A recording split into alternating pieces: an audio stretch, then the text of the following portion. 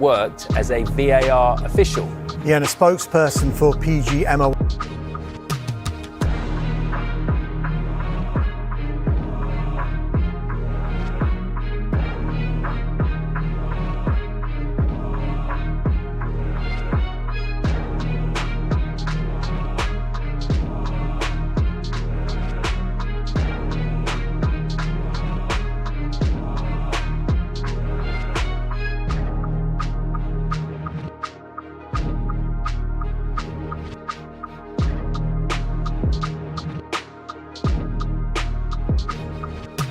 There's no way you can continue this employment position, not just only for the organization, for the protection of the game, but also for the downright protection of David Kuta as well.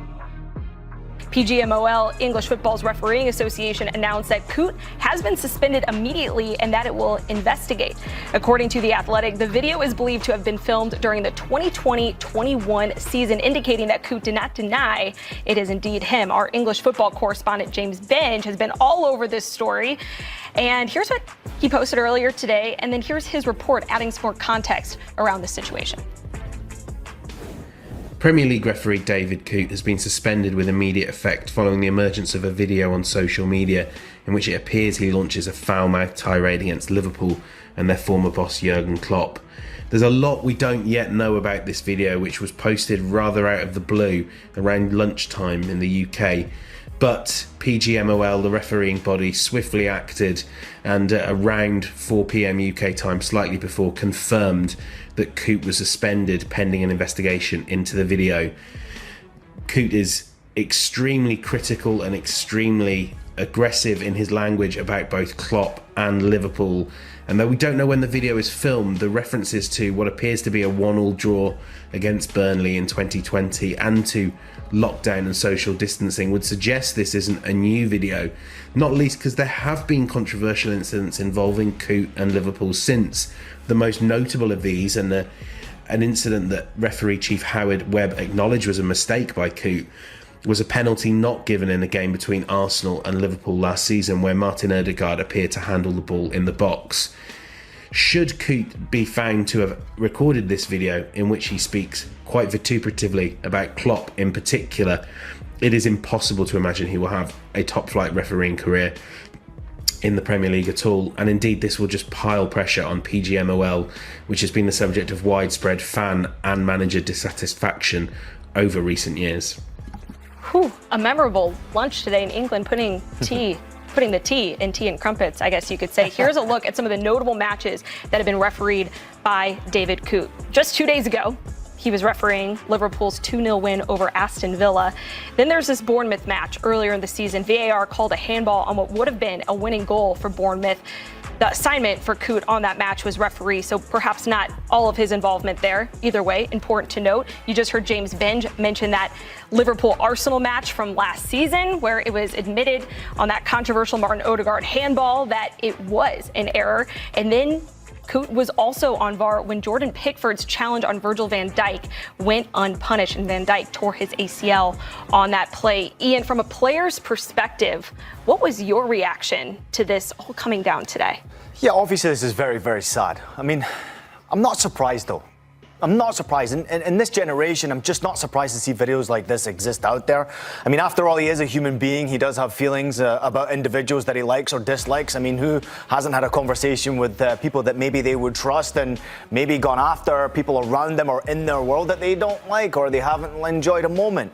But this is something a little bit more serious when you're in a position of power like he is. Of course, it's desperately disappointing to see. This looks like it's come through the period during COVID when they were in lockdown and clearly stated in the video that we shouldn't be sitting this close together. A lot of people went crazy during those times and maybe said some crazy things. However, I do not support or I would not imagine that the Premier League or PGMOL will condone any of this, clearly not with the suspension.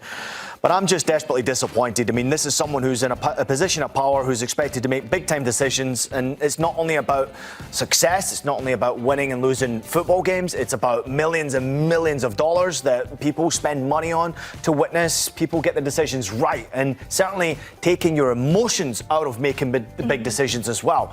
I mean, I don't appreciate whatsoever anytime people criticise the Scousers. You know, I have a personal connection to the Scousers, having spent my rookie days on Merseyside.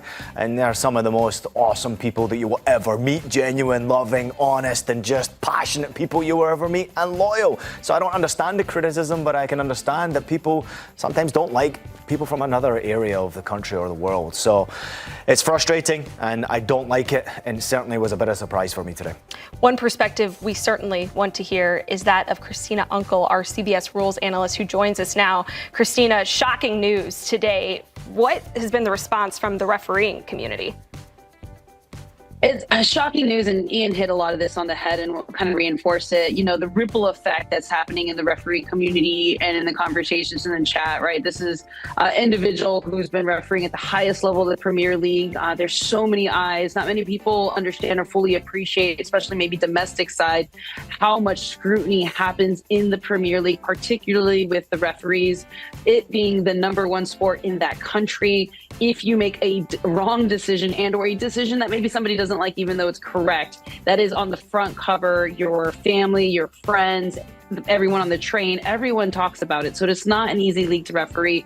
But in order to see this, especially from an individual like Coote, who did go to and represented England as a referee team at the men's Euros, High Promising is considered one of their top official from a VAR perspective.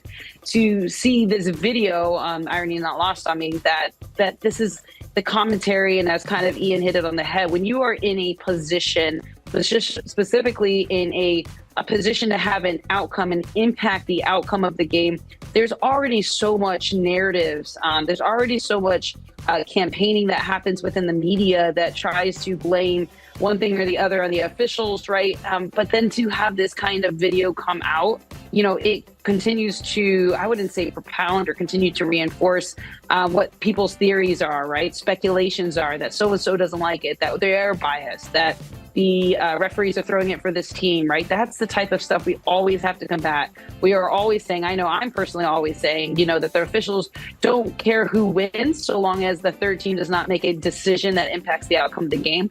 But when you kind of have something like this that comes out, right, it only fosters the frenzy. The frenzy is alive and well in Premier League, especially with PGMOL officials always being on the front cover. And this really does impact what we are always trying to protect is the sanctity of the positions that we sit in as judges in these games, and games that, as Ian said, are millions of dollars, if not billions of dollars at stake, just based upon the dependent of our whistle or decision, that are being made. So at least in the referee community, it's really impacted us it just hurts. It hurts many of us who might have known him personally, and it really hurts the integrity of our profession.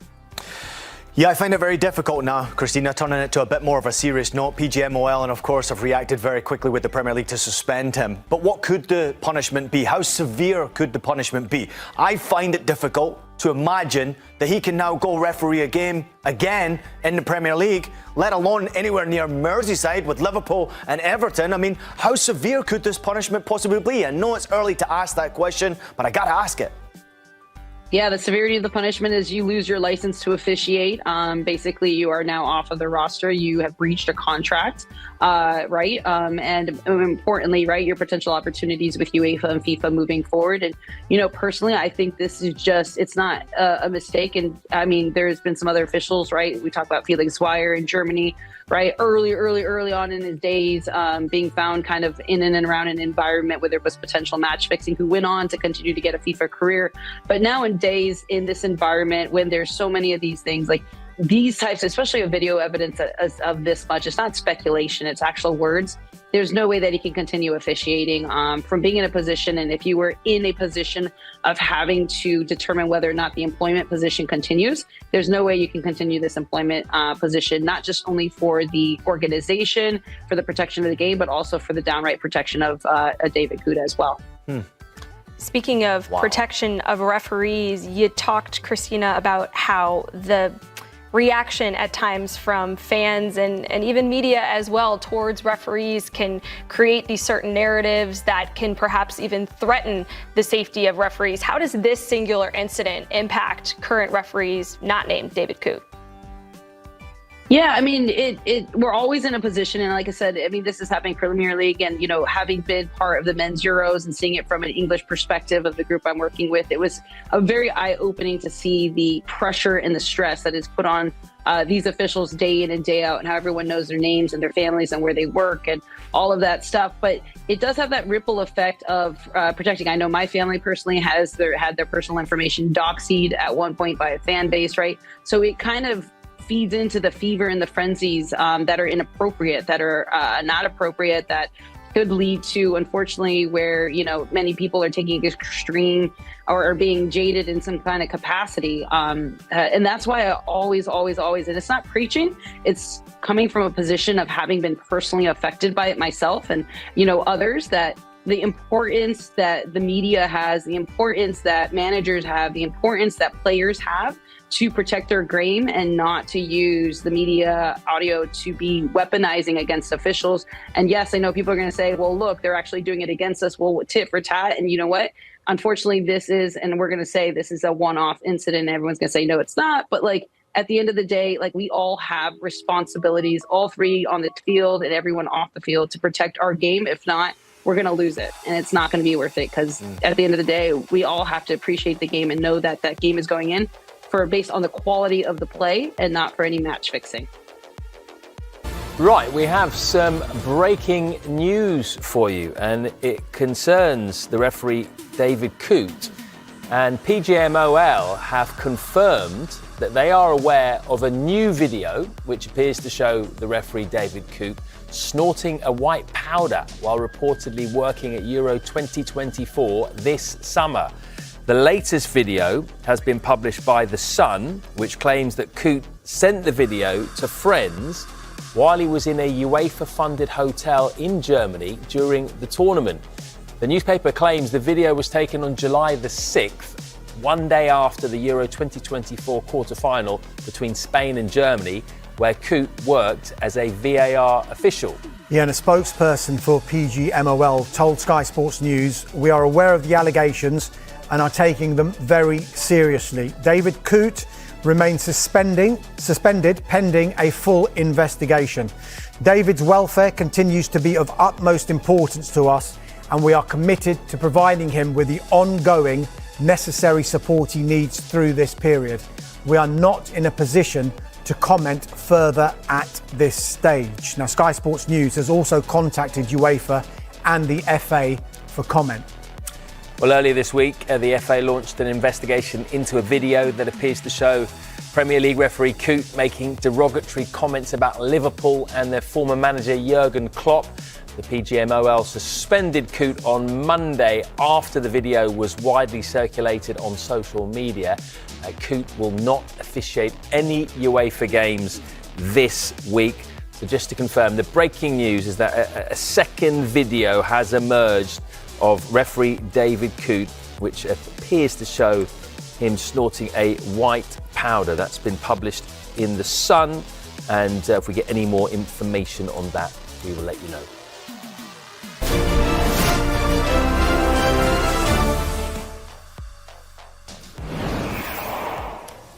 Right, some breaking news just into us. We told you yesterday that UEFA had suspended referee David Coote, and in the last few minutes we've had confirmation from UEFA that it is investigating Coote's conduct. The investigation is over a potential violation of the UEFA disciplinary regulations. A UEFA statement says this: a UEFA ethics and disciplinary inspector has been appointed to evaluate a potential violation of the UEFA disciplinary regulations by the referee, Mr. David Coote.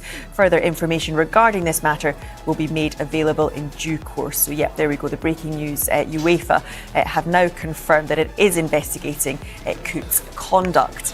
Well, the referees governing body in this country, the PGMOL, have confirmed that they are aware of a new video which appears to show Coote snorting a white powder. The latest video, which has been published by The Sun, reportedly took place while Coote was working at Euro 2024. The PGMOL says they're taking the allegations very seriously and that Coote's mental well-being is paramount. The latest video comes after Coote was suspended on Monday by the PGMOL for a separate video that appeared to show him making derogatory comments about Liverpool and their former manager Jurgen Klopp.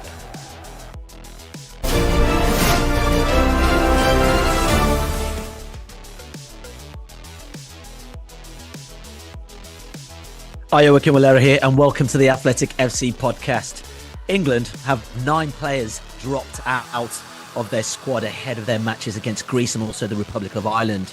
And captain Harry Kane isn't impressed. So is Kane right?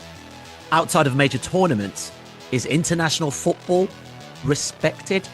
We've got the Athletic's Jack Pitbrook with us, who's out in Athens ahead of England's Nations League game, and also our lead writer for the Athletic FC's newsletter, Phil Hay, as well.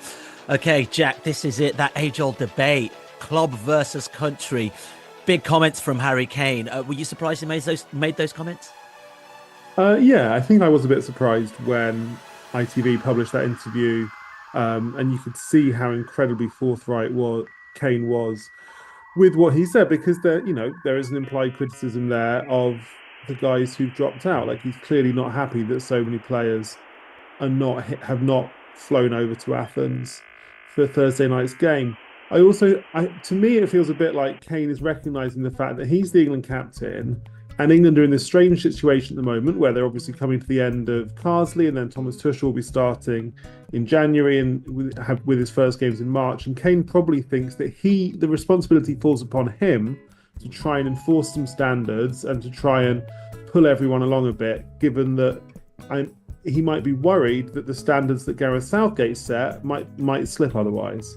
Yeah, I just think about that relationship with Gareth Southgate and Harry Kane, Phil. But also, as Jack is saying, captain duties. I wonder what he could have really said in that situation. I think either way, it would have been misconstrued, or there'll be conversations like we are having right now. I mean, what did you make of the comments?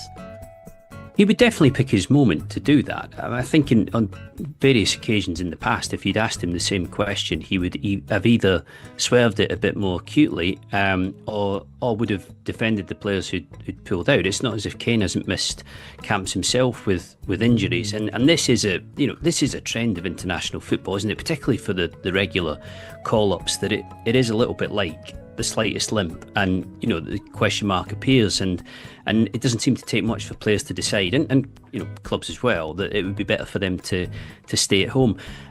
Jack wrote a really good piece last week, which I totally agreed with, which was questioning the timing of Tuchel's appointment, i.e. when he's going to start, which is in January, and I'm sure we'll come on to that. And the situation at the moment does feel a little bit like stasis. You've got Lee Carsley there, who, when Tuchel was talking about wanting a clean break, a clean start in January, I think at the end of the last round of games that England played, the person who seemed like he most needed a clean break and immediately was Carsley himself. So these are kind of two odd games for a caretaker who's having his last hurrah, might go out with a whimper or might go out with a bang. And I think there probably is just a little bit of a lack of authority or control there, because Tuchel himself isn't on the scene. He's, as far as I'm aware, he's not even going to be at either of the games. So I wonder whether, to an extent, Kane is trying to make the right noises, given that Tuchel is about to come through the door and there's going to be a new broom. It might well be that he just is annoyed about the fact that so many players haven't made it to Greece and haven't taken the call-ups that they've had. But this isn't exactly a new phenomenon. I get that the numbers are high. 9 players missing is a lot, and it's key pivotal players as well. But it's not as if every camp isn't affected by a footballer or a handful of footballers who have injuries that stop them attending. Yeah, I mean, I guess, Grealish, Foden, Rice, Saka, Jack, it's an interesting one for Carsley to have to deal with. But what do you think of that in terms of the timing of it, especially it being his last camp before Thomas Tuchel arrives at England? I just think that Carsley's authority has basically been stripped by the fact that everyone knows that these are his last 2 games and the new manager starts in January, and therefore I wouldn't be surprised if at the back of some players' minds they're thinking, well, do I want to impress Lee Carsley in the next 10 days, or should I try and impress my club manager? Because if we're all getting a clean slate when Tuchel shows up in January, I mean, the England players won't actually meet Tuchel until March. If we're all getting a clean slate then shouldn't I just try and keep myself fit in the meantime? And they've obviously got a hugely busy and important period of club football coming up in the next few months. It's busier than ever. So I wouldn't be surprised if that is on the players' minds. And again, as Phil says, it just underlines this point that makes you think, if only Tuchel was manager now. But there's no reason that I can see why he should not be the manager for this camp. And I'm sure if he was manager for this camp, then players would perceive this differently. Yeah, I was going to say, more to the point, Jack.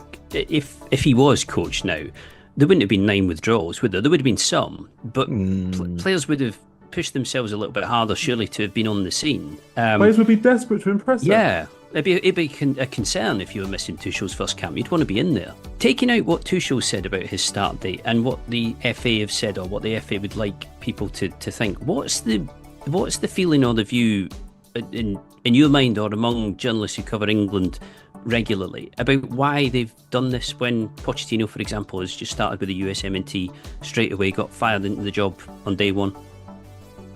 Honestly, I don't think we've ever really got a very satisfactory answer. Tuchel has spoken at his unveiling that he wanted he talked about having a clean start and a kind of a clear focus on the World Cup, as in he wants to come in January and then his first games will be World Cup qualifiers. That doesn't really stand up though, because there's every chance that his first games in March, they could be friendlies if England are in a 14 World Cup qualifying group, or they could even be a Nations League playoff if England finish 2nd or 3rd in their Nations League group at the moment. So it's very plausible that Tuchel's first qualifiers for the World Cup won't even be until next September. So the idea that by starting in January he can only focus on the World Cup, I don't really think that holds water. So in terms of other theories that people have got, well, I mean, take your pick. Some people think that, maybe Tuchel just wants a lot of time off after leaving Bayern at the end of last season. Perhaps it's to do, I've heard it suggested that it might be to do with some kind of, the nature of his severance from Bayern. I don't believe that is the case. I don't think that there is a continuing relationship with Bayern there. It might be, but yeah, I mean, I've had a lot of people reaching for various theories. None of them seem particularly satisfactory to me, but I just think it's a huge oversight, and it's really, and England are effectively paying the price for it right now. Yeah, Phil, I was just, as we're talking about, the significance of what the timing of this, at a point where players are seemingly injured. It's a pivotal time in league phase is across Europe. I wonder what this says really about how we're growing to feel about the Nations League itself as a competition. this time a few years ago, these were friendlies where maybe coaches could get to take a look at their team or whatnot. But I mean, does it say a lot about how we are looking, or perhaps players are looking at this competition in general? There's always been a debate about what is prioritised more, international football or club football, and club football has probably never been prioritised more. I think when you get into the Euros and more particularly the World Cup, that there is this really sharp focus suddenly on what international football can do for you in terms of medals and honours and also reputation. But outside of that, I do think most players, particularly in Europe, see what the club game does for them and see that as the bread and butter. This all comes back, and we were speaking about this in different contexts very recently, to how packed the calendar is, because the pressure on players is immense. I mean, I'm following with a lot of interest at the moment the injuries to players in Spain, particularly at Real Madrid and Barcelona. There are a lot at Manchester City. There have been some key injuries at Arsenal, and everybody in the game is under a huge amount of stress. The ironic thing is, it's not really international football that's doing that. I get that the Nations League has kind of increased the intensity of it and has turned friendlies into, more meaningful competitive games. But club football is where the stress is coming. That's where it's getting really congested. That's where the expansion is going on massively in the Champions League and the Club World Cup and everything else. And while, I'm the same as anybody else, pretty cynical about the number of withdrawals that you have from international football, because there are millions every time the games come round. It's just player after player. They are all under a lot of strain physically, and you can't pretend that some of the particularly bigger clubs in the Premier League don't have problems with their squads at the moment, don't have injuries, and aren't under the caution in that sense. So it's part of a much bigger picture which nobody really seems to be addressing, and clearly players' unions are trying to get this addressed and trying to make FIFA in particular focus on it clearly. But as people keep trying to say, there are just too many games across too many fronts. I don't think international football is responsible for that at all, but it tends to be the thing that suffers most. All right, joining us now is our Newcastle United writer, Chris Waugh. Chris, players from Newcastle have been called up to represent England, Tino Livramento and Lewis Hall. Especially in the case of Lewis Hall, you've written about it. How has this capped what seems to have been a brilliant turnaround of his fortunes of recent, actually? Well, almost exactly a year ago to the day, Lewis Hall was hauled off at half-time at Bournemouth when Newcastle lost 2-0, and that was the third time in his first 4 starts for Newcastle that he'd been hooked by half-time, and that really showed the distance he had to go to really become a part of the Newcastle United first team. Newcastle had signed him on the promise of what he could become, but even last season, when they were in the depth of an injury crisis through November and December in particular, he went basically 5 months without playing after that period, and he was brought in as someone who Newcastle saw in a small pool of left backs across Europe really as being someone who had the potential to become brilliant. But he's a converted midfielder, and certainly defensively there were concerns about him at that stage, and Newcastle knew, certainly Eddie Howe knew, he pushed for the signing, that it was going to take Hall a bit of time to learn exactly what Howe wanted, to get fit enough to play that role in the Premier League regularly, and also to add that defensive side to his game. But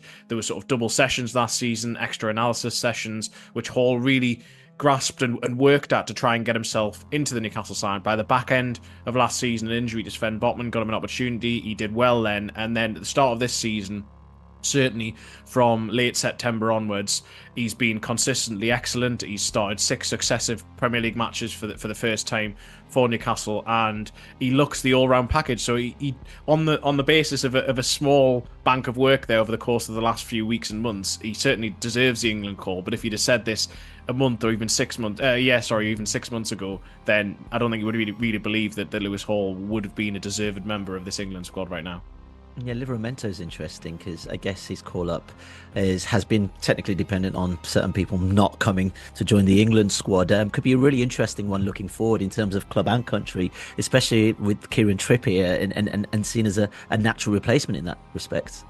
Yeah, I mean, that's partly why Tino Livramento was signed. It was in the same window as Lewis Hall at the summer of 2023, and Newcastle spent the best part of £70 million on two fullbacks who weren't necessarily going to start for them at that point, and that there was a lot of question marks around that, given that at the time Newcastle were going into a Champions League campaign where they needed greater strength and depth, and obviously the situation with Lewis Hall not playing that much, it seemed that they hadn't materially strengthened in the way they needed to. But Eddie Howe really values his fullbacks. They're very important to what is involved in his build-up, and below Kieran Trippier, the drop-off certainly in attack was seen as massive, and Tino Livramento long viewed as one of the best prospects at right-back in the country. He'd had his knee injury, and Newcastle took a bit of a gamble to get him that early because he hadn't really been tested long-term in terms of how he's going to recover from the ACL injury he had. Lewis Hall on the other side was Newcastle again took a bit of a calculated gamble longer-term because they see it as there's very few out-and-out fullbacks coming through at the moment in the top level, and Lewis Hall needs converting fully from being a midfielder, but he has theoretically the attributes to be very good there. And I just thought it was,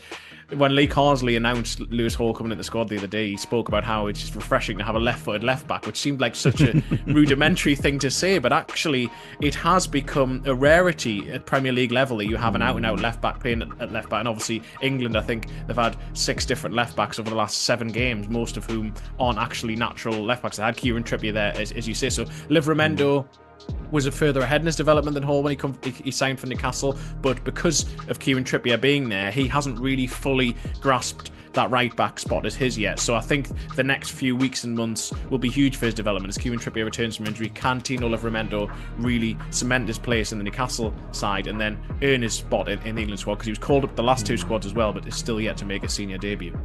Yeah, that idea of cementing your place or earning your place in the England squad, Jack, Morgan Rogers, another youngster, Villa lad who Carsley has promoted from the under-21s. There's been a lot of hype around him. He's had a really solid season so far. Is this an opportunity for him to cement or try and make this England squad, or dare I say it, some of the bigger guns come back in and we sort of see him a bit of a fringe player in that respect? Yeah, I'm really looking forward to seeing how Rodgers does. He's obviously been really, really good for Villa this season. I think one of the standout things about the Carsley era really has been his willingness to bring through players who he had with the under-21s. There have been tons of them so far. Obviously Lewis Hall, Gibbs White, Madueke, Angel Gomez. I'm sure I'm missing a few others, but he's been really, really good at that. I guess the interesting thing for me is, to what extent do these guys get a look in under Tuchel? Because, Tuchel is not a former England 21 manager. He's got an 18-month contract. He says himself that his full focus is on the World Cup. So his incentives are going to be different. And I just wonder whether he will be more tempted when he takes over to maybe bring back in some of the older guys who haven't been playing recently. I don't know, Rashford, Sterling, Henderson, Dyer, players who have been there and done it and been to tournaments in the past, and perhaps, and I'm just speculating here, some of the kids who've played really well actually under Carsley might not get another look in for a while. Yeah, this timing's interesting, Phil, especially with Tuchel not being here, because you're looking at young men who are getting a glimpse of a taste of that England squad under Carsley. But you know what? He's got solid relationships with players like Harry Kane, who feels like a breakthrough at this point. Or is it just, it's the end of the Carsley era, let's just see what Tuchel does when he actually does take over at the job? Yeah, I mean, if Tuchel isn't going to be involved in the games, and I mean, if he isn't going to be leading these 2 games, there's almost no point in him being at them, because it makes no difference, whether he's sat in the stands or watching at home or in retrospect. I almost feel like the thing that he's missing out on more than anything is the period that he would have had training with this squad, coaching this squad, in between the games. I know there's a lot of travelling and everything else, but Jack was right when he was talking about the international windows coming up, next year. Yes, it's a long time to get to the World Cup qualifiers themselves, but even aside from that, international managers don't have that many windows in which they get to work with these players, and if you do have withdrawals, it kind of limits what you can actually do, and you have very little control over that, what you can do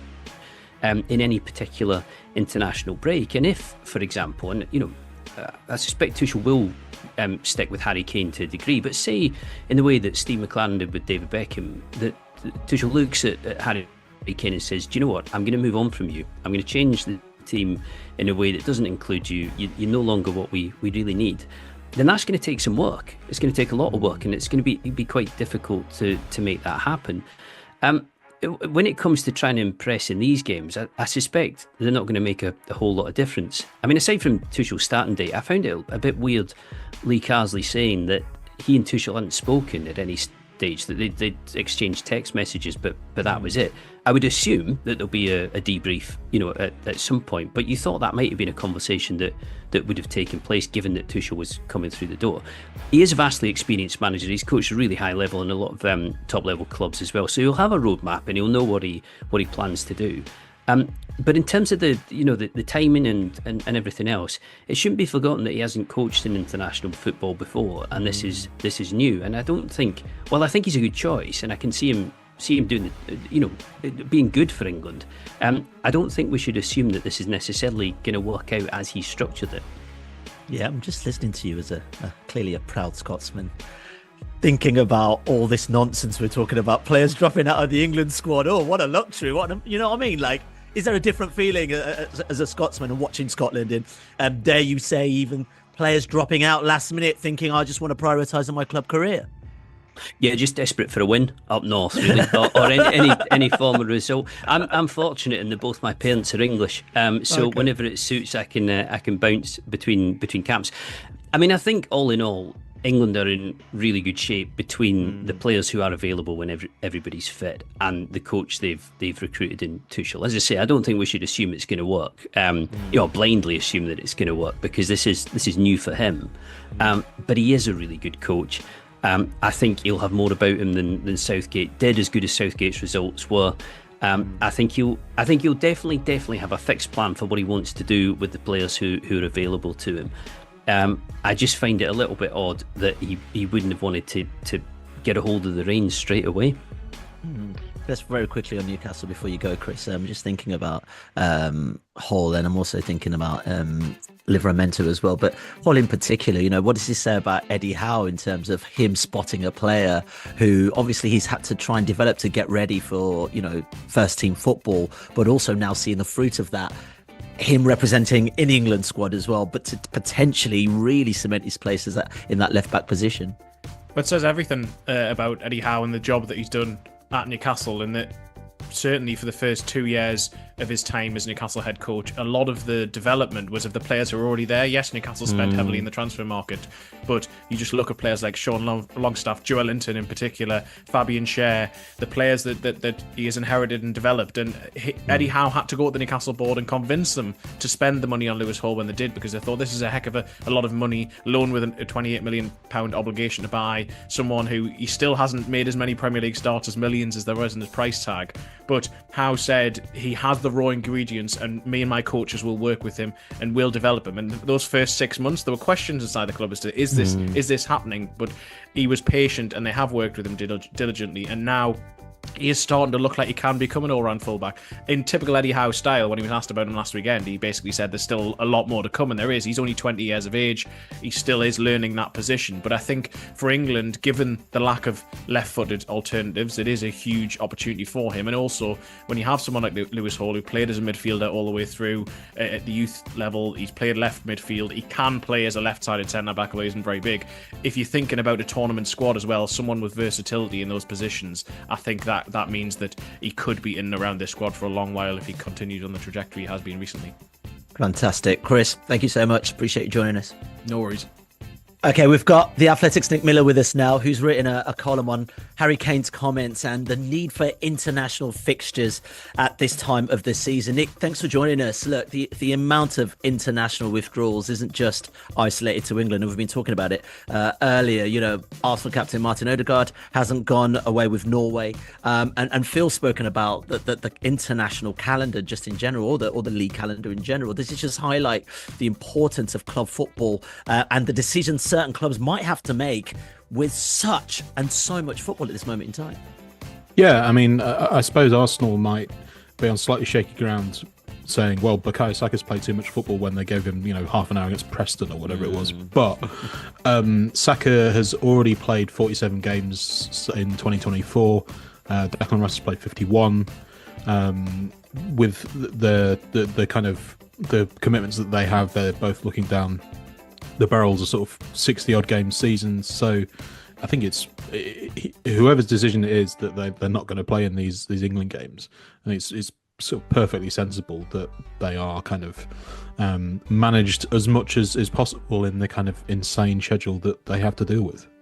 Yeah, Jack, we're just thinking about the comments Harry Kane made, and I think we've talked about it at the top, but really, like, I wonder what he was trying to achieve with that, because there might be teammates there going, mate, just it's not the right time. Why do you need to bring that up at this moment in time? What are your thoughts? Well, I think what he was trying to achieve was to hold players to a high standard, basically, and to make sure that everything that Gareth Southgate built over the course of 8 years does not just erode away now that he's left.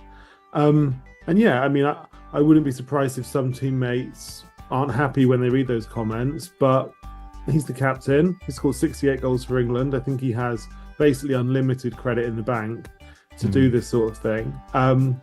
And I'm sure Kane will be hoping that next time there's an international window and they maybe don't fancy it, but the players make a decision to actually report for duty at St George's Park and get on that plane to the match. So yeah, I think I don't really see it as a risk for Kane. I think it's more about him it's more of a kind of pointed reminder to some of his teammates. Yeah, Phil, and it's why I asked you the Scotland question earlier, because I wonder if this is a privilege of a team like England, for instance, with a dearth of whole heap of players within the Premier League. You're able to, some might say, or might not be able to come, so you cover it with young talents that would want to play and hopefully try and show their England colours. You look at someone like Chris Wood, who's flown out to play for New Zealand, captain of that team. But the thought of him being one of the few super elite players for New Zealand, he probably doesn't even have the luxury to say I'm injured or, I might skip this one out, because he's so pivotal to that team. Oh, it's definitely true. Anytime I take a 2-hour train to Scotland, I need about 3 weeks off afterwards to get over the jet lag. It's luck of the draw, though, isn't it? It comes down to what your nationality happens to be, and if you are English in the Premier League, then you have a very short drive to St George's Park, and mostly, some fairly short flights around Europe. I remember when Rafinha was at Leeds, he played over in Brazil. We had this scenario where he had to get from Manaus via Rio de Janeiro to Heathrow and then down to Southampton in the space of about 36 hours. And what was brilliant was that he made it for an early kickoff on the Saturday morning.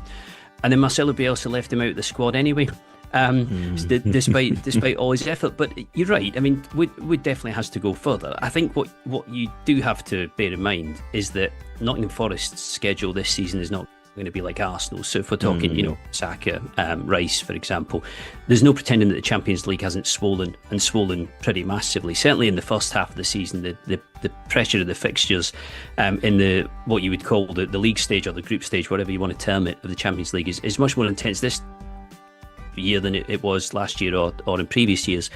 Somebody like Cole Palmer, you could say, with Chelsea, they are switching the squad for the Conference League, and he's hardly played in it, same as Nicholas Jackson. But again, there is that weight on Chelsea and Enzo Maresca about finishing fourth and trying to get into the Champions League, which I think is one of the main reasons why he's protecting players in Europe. Forest, as good as their start to the season has been, don't really have that albatross around the neck. They don't have that pressure on them. So perhaps not the same for Wood, but there's no doubt that Wood will probably come back an awful lot more tired and jet lagged than anybody else in the Premier League, or just about anybody else in the Premier League. And going to Greece doesn't seem like a massive hardship compared to a trip all the way down to the other side of the world. Yeah, for sure. Nick, this was just a lovely way of talking about Forest, because I know you're a Forest fan. Talk to me. It's pretty good, isn't it? Talk about pressure. You carry on the way they're going. Next season might be a lot of pressure. Yeah, we'll be pulling Chris Wood out of the New Zealand internationals. We've got to rest him for the Barca game, guys. Yeah, delighted to hear Chris Wood described as elite there. I think you may have been talking about it in the context of the New Zealand team, but I chose to ignore that part of it. Phenomenal start to the season for Forest. A bit of a reality check against Newcastle, but yeah, don't think anyone really saw Chris Wood turning into sort of prime era Ronaldo. Much less Phil, who probably would have watched him in his slightly less prolific days at Leeds. Yeah. I saw him score 30 goals in a season. Oh, there you go. Yeah, the boy. Elite, gents. Still elite. does. Absolutely elite, yeah. Don't write him off, man. Don't write him off. Jack, I wonder if we will keep talking about this in terms of fixtures and all that kind of stuff. But just before we started the pod, I remember there was a moment, I think FIFA changed the calendar for internationals, I think, after the 2026 World Cup, which means that the internationals you'd have in September and October are basically amalgamated to a 16-day 4-match window. Can you imagine? And it's going to happen. The conversations we're going to be having at some point where players have to go away for 16 days, and who are the players that choose to go away for those 16 days as well? I think that bigger windows kind of make sense as a solution to this. I think that the current situation where you have these 3 2-week international windows in the autumn, September, October, November, is really tough to manage. And like Carsley said in his pre-match comments yesterday, that the November break is always the worst one. But by November, players are so worn out already in the season. I think some of them subconsciously look at the internationals in November and think, it's just a bit much, isn't it? Given we've got so much club football to come. So maybe if you have bigger windows, they are perhaps harder for the players to get out of playing, perhaps. But yeah, at the moment, it does strike me that longer windows might be a good thing. Yeah, what do you think, Nick? Sort of the plan changes to the international match calendar. What kind of impact do you think that would have? Yeah, and I think, Carsley said that the November window is always pretty bad for the kind of national teams. I think, and it's kind of borne out. It was one of the things I mentioned in the piece I've written about Kane, is that historically this is a time for dropouts. 7 players dropped out of an English squad a couple of years ago in November break. But from a kind of fans, journalists, observers, whatever perspective, it's that first one that is really kind of irritating, because you've got the new season started, everyone's very optimistic and it's all fresh, and everyone's getting going, and you're just kind of getting used to new teams and you're getting used to new managers and stuff. They play 3 games and then everyone buggers off for the international break in the middle of that. So if those were to kind of be changed slightly, if you had a couple of windows of 3 games or whatever the changes are going to be, I think it would benefit both the players and the kind of watching public as well. I don't think much attention would have been paid to this if it was still Southgate in charge, to be perfectly honest. I think people would still have done the head count, and they would still have noted the number of people who weren't there. But I think because it is a fresh start, and because it is Tuchel kind of hovering on the threshold, there's a bit of a kind of question mark about why don't more people want to get in there and jostle for position, given that there's going to be jostling for position. But then again, in saying that, if your new head coach isn't there himself, then, you can see where the players are coming from to an extent. All right, brilliant, gents. Let's leave it there. Nick, Jack, Phil, really appreciate your time. Adam Levertol will be back with you tomorrow, asking, is the quality of the Premier League the best it's ever been? We'll catch you then. If you want to watch more episodes of the show, please subscribe to the channel. We'll be joined by the likes of David Ornstein, Matt Slater, Adam Crafton, Carl Anker, and plenty more through the season. If you'd like to listen to the episodes in full in audio form, search The Athletic FC wherever you get your podcasts from.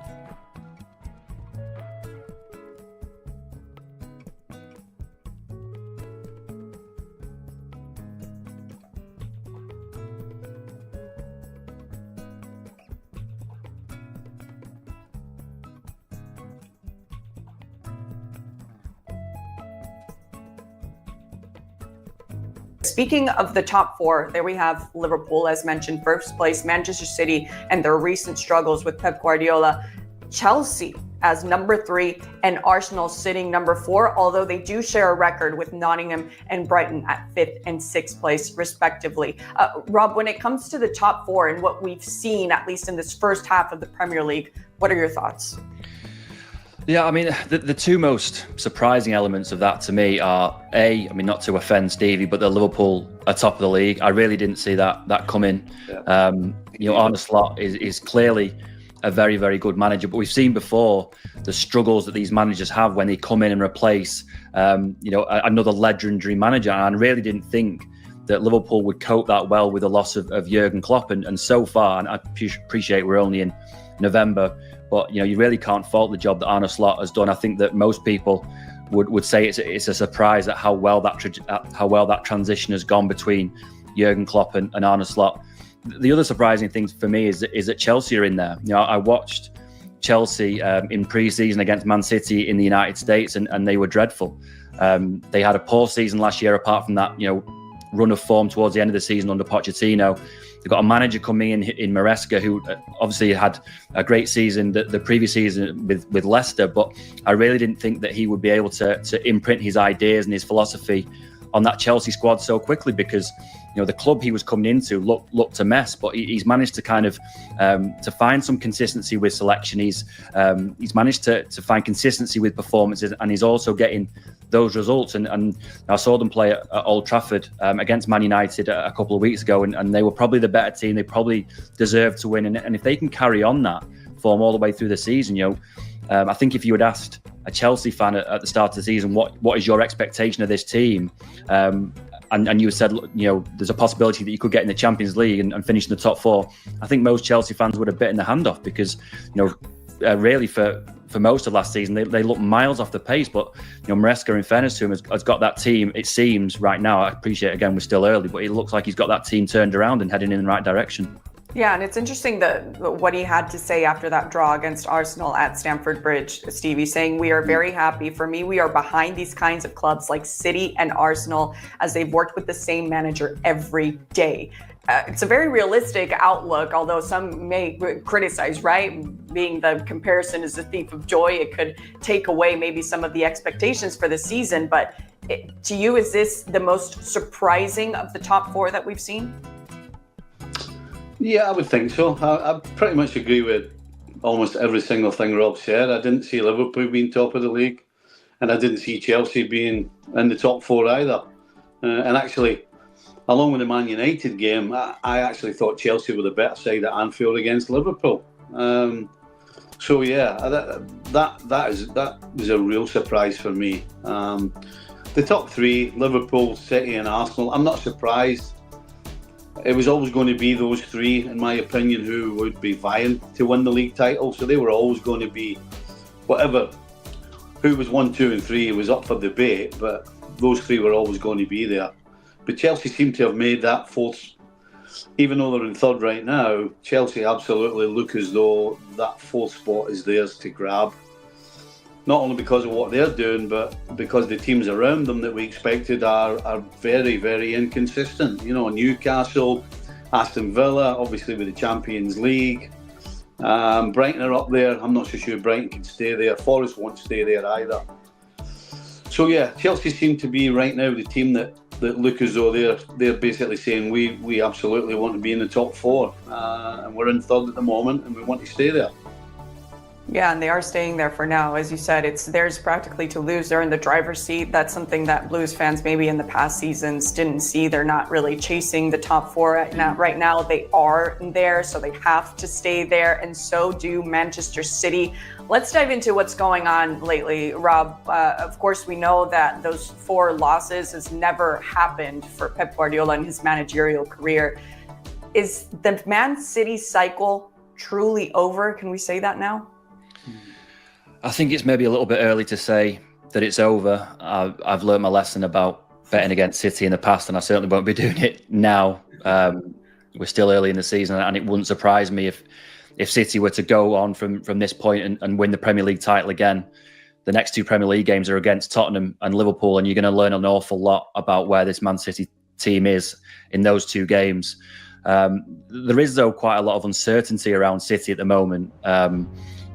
The Pep Guardiola's future is not certain. He's got a contract until the end of the season and hasn't said anything yet about whether he intends to stay. There are players, the likes of Kevin De Bruyne, who's out of contract in the summer again. There hasn't really been any indication about whether he intends to stay. there are a few other aging players in that squad, thinking about Bernardo Silva, Edison, Ilkay Gundogan, Mateo Kovacic, who are all 30 or over. So there is going to have to be a sort of a changing of the guard almost with that squad. They're going to have to do that with a new sporting director, Chiki Begiristan, who's kind of built this squad that has dominated English football, has said that he's going to leave at the end of the season. He's going to be replaced by Hugo Viana, who incidentally was the sporting director at Sporting Lisbon with Ruben Amorim.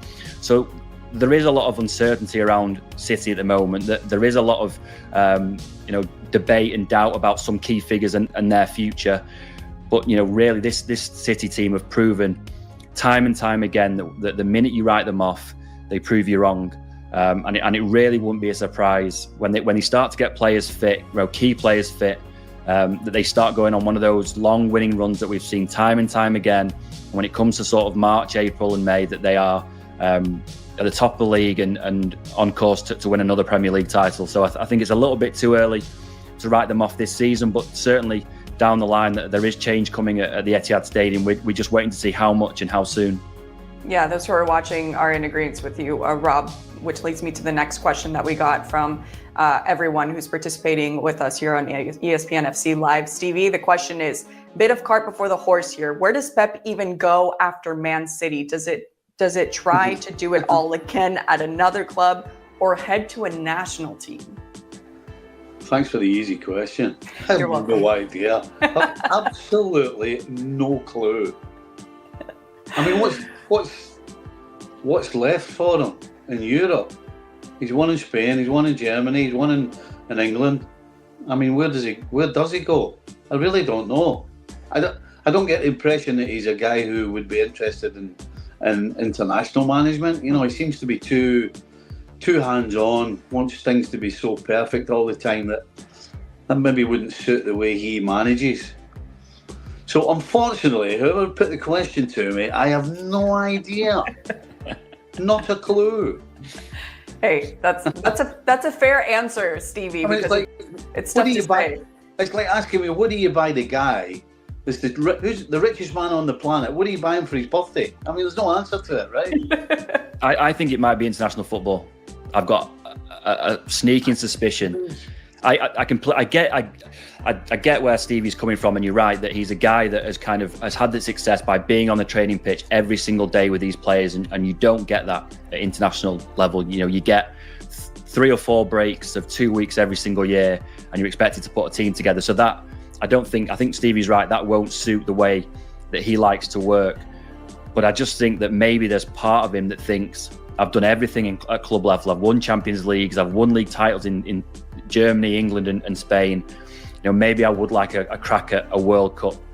The problem is with that is that who do you do it with? Where do you go to get that opportunity? He was linked with the England job here before Thomas Tuchel got it. He's been linked with the US men's national team job in the past, but obviously Mauricio Pochettino's in that job now. There are links really recently with Brazil. I think it would have to be the right job and the right role, and it would have to be perfect for Pep. But I think that if he is to work again after he leaves Man City, a sneaking suspicion that it may be international football rather than another club. Yeah, that's interesting, right? Because after he had that success at Barcelona, he basically took a gap year, came to New York, and just played chess a lot. Who can blame him? Maybe that's in his cards too. Or as Rob just said, Stevie, I mean, maybe he doesn't have to be on the training pitch every single day. Maybe this is a good option for Pep. And more than who he could be with now as manager on the international stage, the question would be when, because we're very close to the next World Cup, but maybe shooting for 2030. Well, if you take into consideration the fact that he did come to New York, took a break, at the end of this season, if he waits till after the 2026 World Cup, that's a nice little break as well. Would probably give him some time to think, get his energy back, and calm down, and figure out if international football's for him. It may be something he wants to do, but he may come to the conclusion it's not for him. He might end up doing what Klopp seems to be doing, and end up being upstairs involved that way.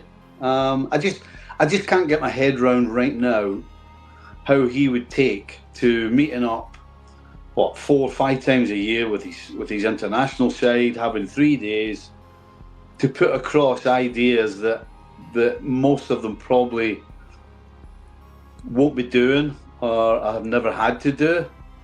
So I just can't get my head around that. This is a guy who has to take charge of every single little detail.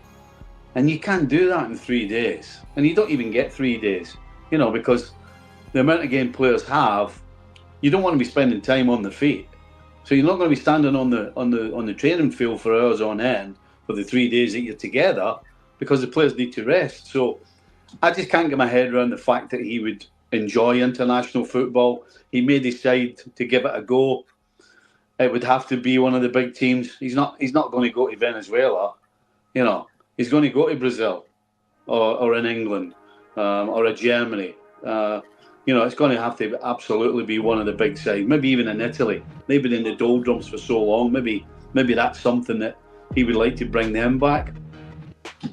But right now, I find it difficult to figure out how he would enjoy international football as the head coach.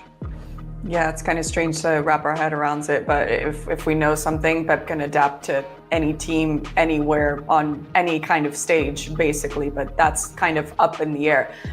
Let's talk about his former right-hand man, though, Mikel Arteta, and what he's doing with Arsenal. As we keep talking about the top 4, Arsenal is there. Rob, what do you think about their performance so far in the Premier League that has them now as 4th place? Yeah, I think they've struggled a little bit more than perhaps we were expecting ahead of the season because of what they've done in the last 2 years. I think they were seen as the most likely challengers to Man City. I think they've struggled with injuries, as a lot of clubs has. Man City are struggling with injuries. Arsenal squad, in my mind, isn't quite as robust as Man City. So when you do get injuries, you become an awful lot weaker. I think losing Odegaard for such a length of time was a massive blow. Obviously, he's back. I think it's good for them that he's withdrawn from the Norway squad. He's going to have 2 weeks now where he can rest and recuperate, and then hopefully be back to sort of somewhere near his best after the international break. They've also had injuries to Saka. Declan Rice is playing with a broken toe. Gabriel has had an injury. I think once they get everyone back, and Mikel Arteta will hope that after this international break they will have everyone back, that they'll be able to string a run of wins together to get them back into that title mix. I think it's good news for them that City are also dropped points. I think it's also good news in a roundabout way that it's Liverpool who are leading that title race right now and not City, because you could see City kind of racing away.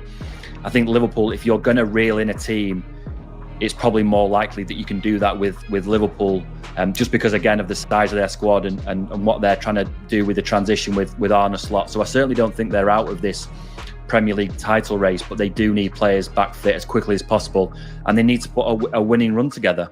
And we know that in England that the schedule over sort of November, December, Christmas time is absolutely brutal. If you can come through this Christmas and New Year fixture list and come out the other side having won enough points and still been right up there at the top of the table, you've got a real great chance of winning the Premier League title.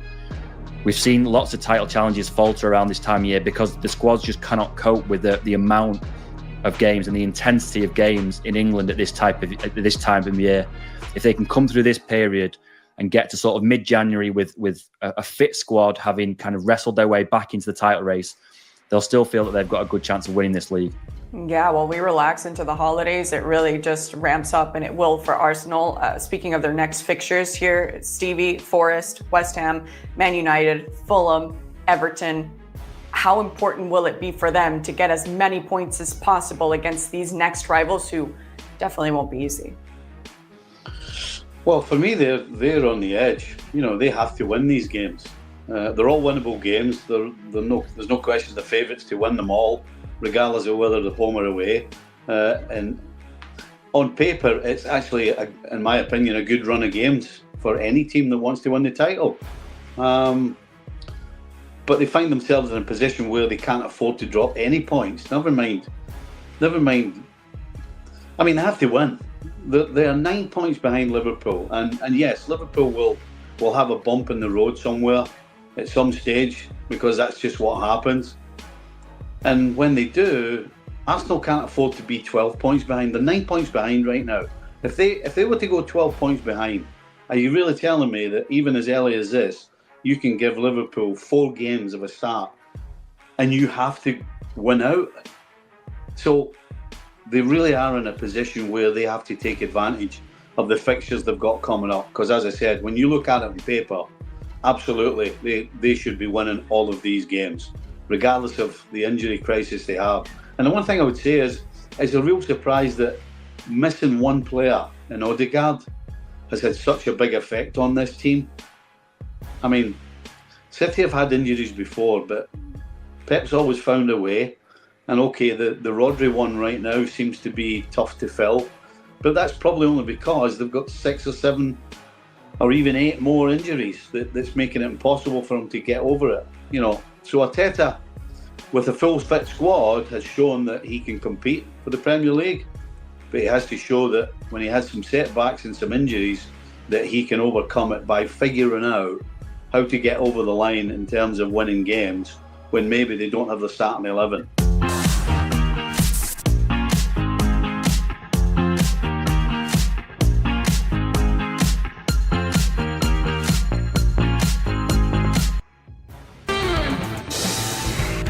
Welcome into the latest edition of ESPN FC. I'm Dan Thomas, joined in the studio today by Shaka Hislop and Stevie Nicol. It's supposed to be Ali Moreno, but he's too nervous, too excited about what's to come in CONMEBOL qualifying, as it is Venezuela against Brazil on Thursday. Just a reminder how things stand going into this. There were some doubts, weren't there, about Brazil's form, rightly so. But of course, a couple of big victories for them in the last round of matches puts them in great position to qualify. But there are some other question marks over Brazil, and to answer them, we welcome in Gustavo Hoffman, joins us from ESPN Brazil. Boa noite, Gustavo. Tudo bem? See, that's my Portuguese. That was good.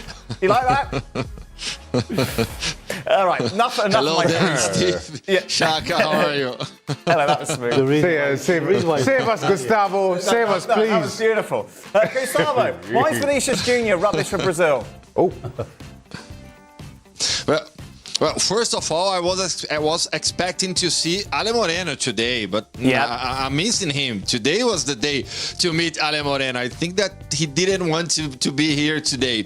Well, Vinicius Jr. is back to the Brazilian squad after he got injured in the last matches. But Brazil is now missing Rodrigo. So when we see the team, when we think about what team will Dorival Jr. put in the field against Venezuela in Maturin, probably the same team of the last match, but without Rodrigo and with Vinicius Jr. playing on the left side of the Brazilian national team. So the way that Vinicius likes to play. That's why we expect much more from Vinicius this match. One of the best players, or the best player in the world. The same thing didn't happen with the Brazilian national team. Brazil is struggling for at least 2 years. So I think that Vinicius suffers a lot because of this, because of the less he misses a much stronger team around him in Brazil. It's incredible. That's 5 goals in 35 matches. When you think of the quality that Vinicius brings to the table, Gustavo, how forgiving are the fans? Because we know even with Neymar, obviously, he was very much a decisive person. People loved him or hated him. Yeah, for sure. And people were expecting to see the return of Neymar maybe for these 2 matches. And this won't happen, and I don't know when it's going to happen. Well, as I said, the pressure over Vinicius is really high nowadays because people want to see the Vinicius from Real Madrid playing also for Brazil. So people are expecting goals. People are expecting some really good matches from Vinicius. And especially after what happened with the Ballon d'Or in France, I think that Vinicius has a big opportunity against Venezuela and then against Uruguay to show the Brazilian people that he can be the leader of this team. I think this is the point.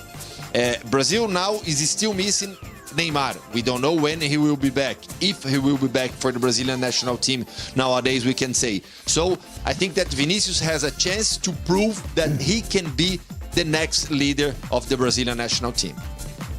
We know the Brazil sides that we grew up with. This is nowhere near. Nowhere near the quality there. But it is quite striking, isn't it, that stat of just 5 goals in 35 matches. But it also, I think, attests to the quality of the opposition in some ways, because it's not like European qualifying. You know, CONMEBOL, you're up against proper teams round after round.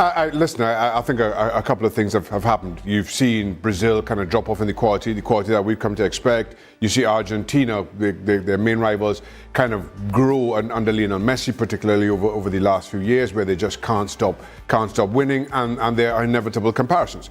And now, to your point, Dan, this is not a good Brazil team by comparison to the teams that certainly we grew up watching. Individually, they don't match up to the teams that we remember. And as a result, you have Vinicius struggling, as he has.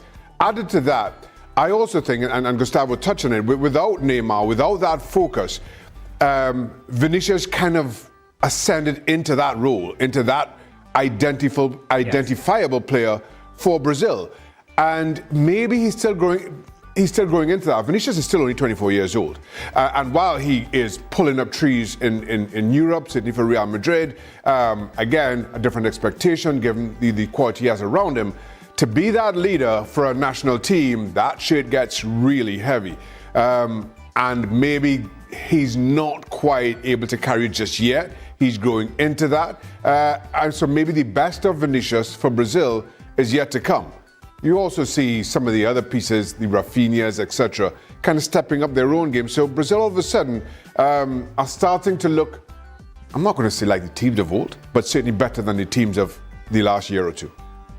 You know, it's a real tough tag to get rid of. I played with a guy called Kenny Dalglish, who is the best Scottish player of all time.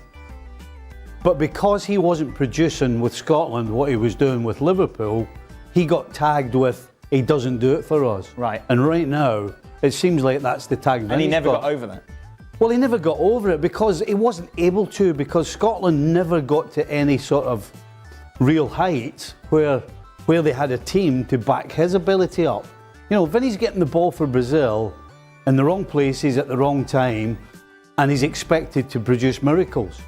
And he just can't do it right now. He's still only 24 years of age.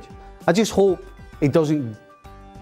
that tag disappears very quickly. But the good thing for Vinny is that Brazil, in a couple of years' time, are more than capable of being the best team in the world. Right. Unlike Scotland.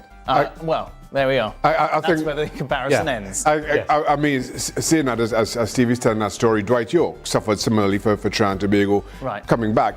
But I think the big difference between certainly talking about Trinidad and Tobago or Scotland and Dwight and Kenny Dalglish respectively is, again, you're asking those players to have a big moment on the odd occasion. And Dwight was able to shed that tag given his performance in the 2006 World Cup.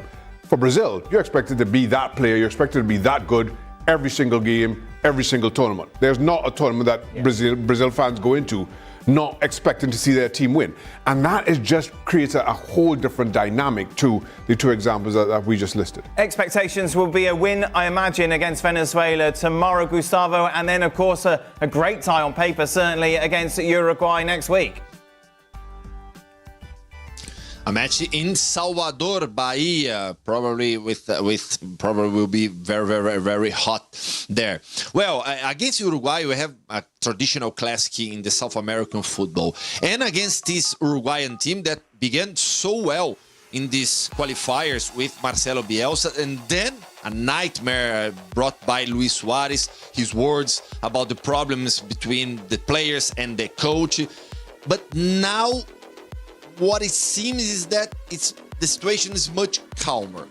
It seems that the problems were resolved between the players and the manager. There were meetings between them, also with the people from the Uruguayan Federation.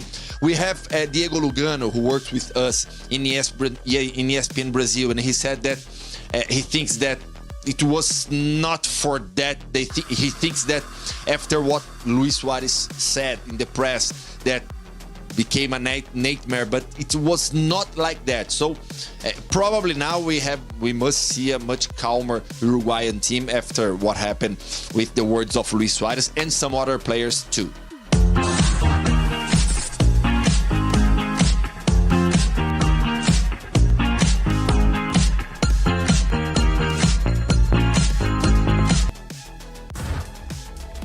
Mauricio Pochettino will take charge of the US as they take on Jamaica. We're at the quarterfinal stages of the CONCACAF Nations League, played over Thursday and Monday, home and away then for the US.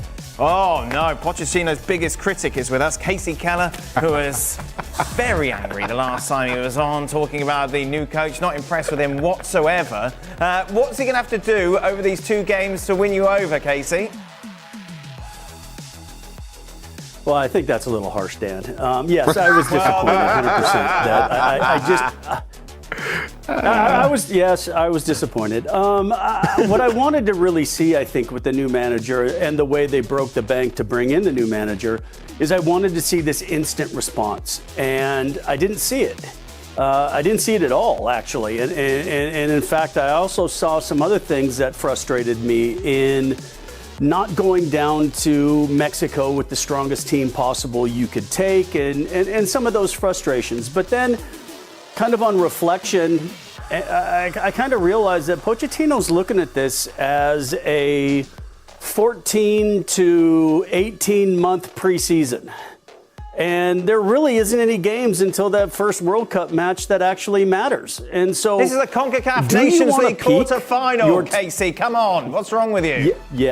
Yes, Dan. This is the most important game Pochettino's ever coached.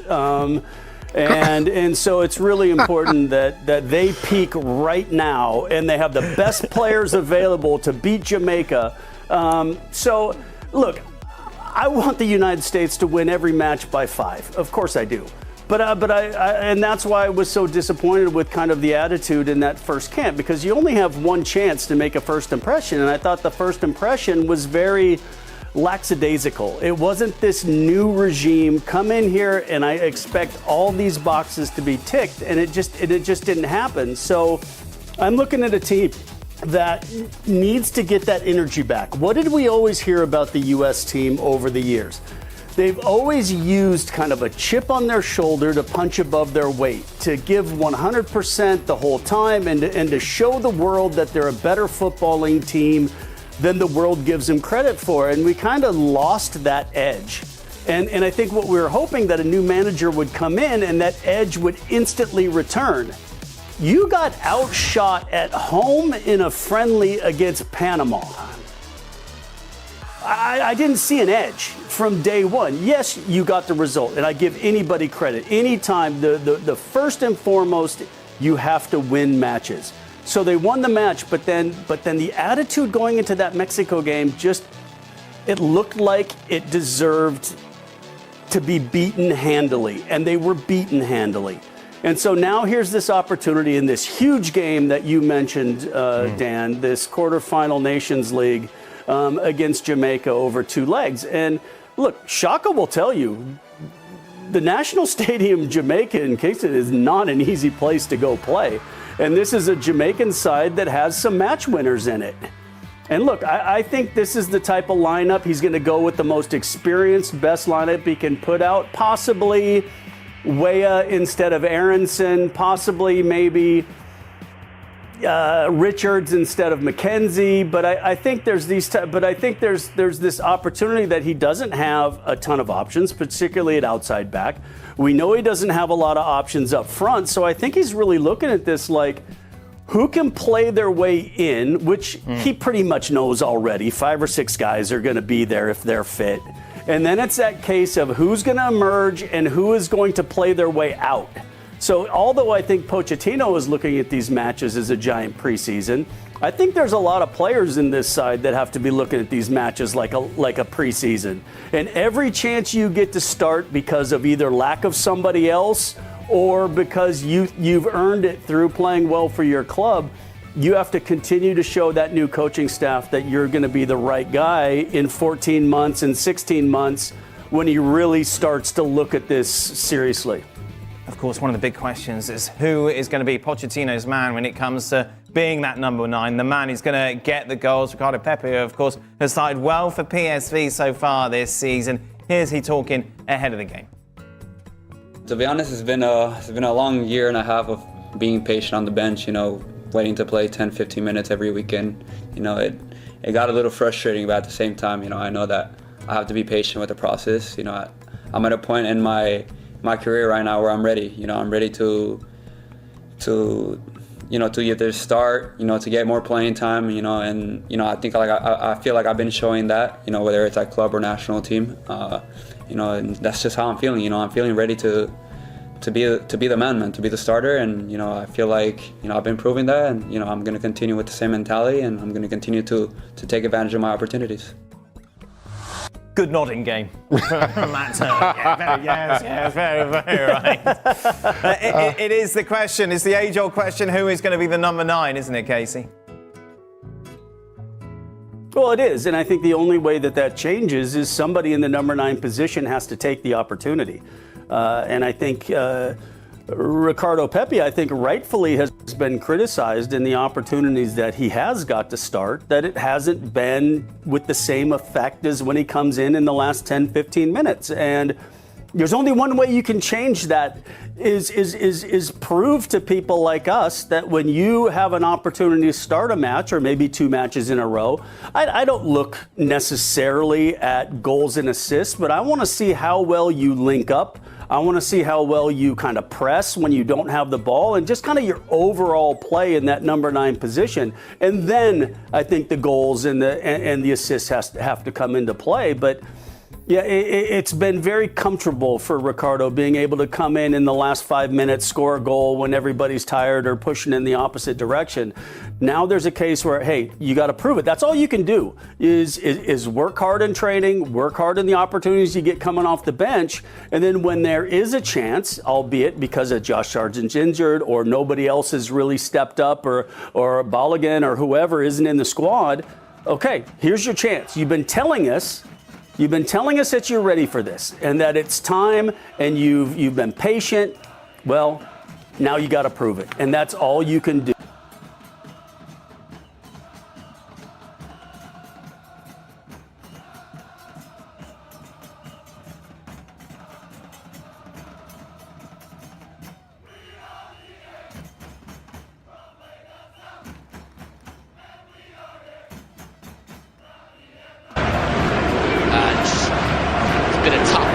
Cycle for them.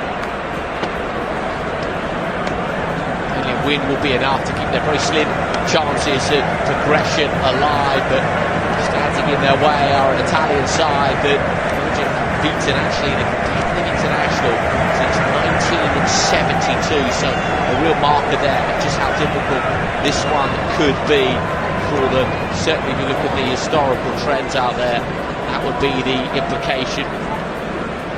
Italy certainly travelling in good spirits because they will know that draws enough to secure their place in the quarterfinals of this UEFA Nations League cycle after 3 wins that are drawn from their opening 4 games. Should you draw in the reverse fixture? But Spalletti's men certainly fancy their chances tonight. You feel away from home in Belgium given their recent form. The Azzurri very well placed to reach the knockout stages of the competition for the 3rd consecutive time. Look at the 2 lineups, you can really see the quality out there. There is a lot of quality in this Belgian side. Back to the Premier League, certainly if you look at the likes of Leandro Trossard and others in that Belgian starting a lineup. Italy, the likes of Sandro Tonali, the Newcastle man, and Barella as well. Inter, always can open things up. And some exciting players too. You look at Cambiasso and Di Marco operating in flanks for Italy tonight. Certainly be a real important part of what the Italians do tonight. You feel so much quality on the bench of both of these 2 sides as well. You look at the Italian bench and you see the likes of Locatelli, Busquets and Gatti as well. Real quality out there.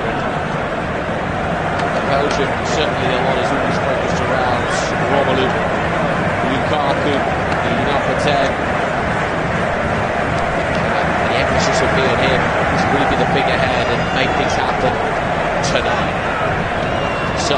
is Belgium against Italy in the Nations League this evening. That's the name of the game tonight for both of these two sides, and no question today's campaign on a high after some very disappointing results at this stage of the competition. The group table. Let's have a look at the Belgian lineups though, and you look at the Belgian lineups, you look at the quality that they have and the attacking capacity as well. I think very, very excited about. You look at Trossard and Lukaku, Openda as well, and Nana and Engel sitting in the centre of the park. Lots of quality in there for Belgium. And for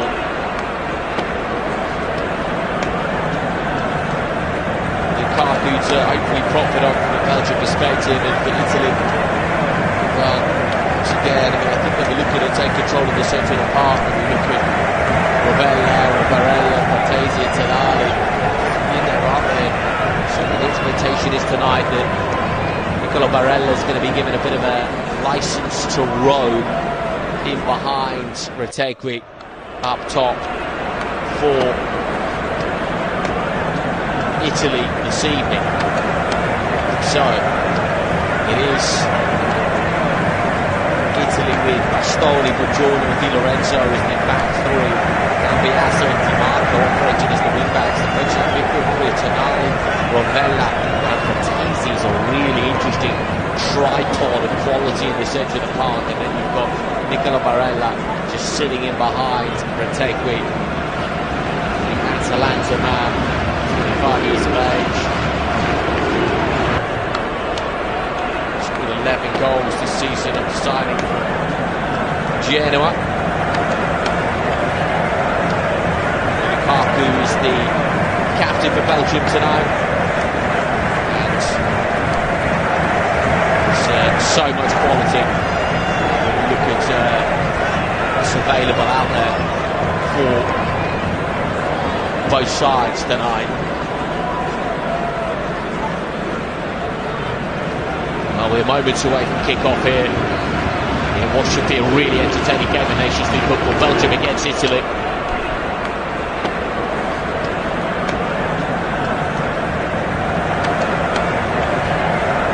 Certainly feel like the expectation is that those fans inside the stadium, there's something really special that happened tonight. It's just going to be the quality of these two nations. You look at what they've got, look at the ability they've got as well.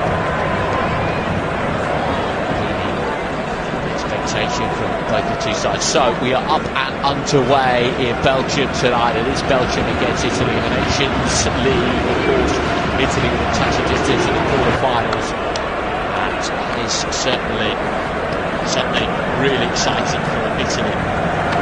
It is Teo there for Belgium on the right hand side, just looks towards Lukaku. That's actually for Lukaku on the right hand side, finding halfway line. Belgium in possession inside the opener. Minute 2-2 draw between the pair in the reverse fixture.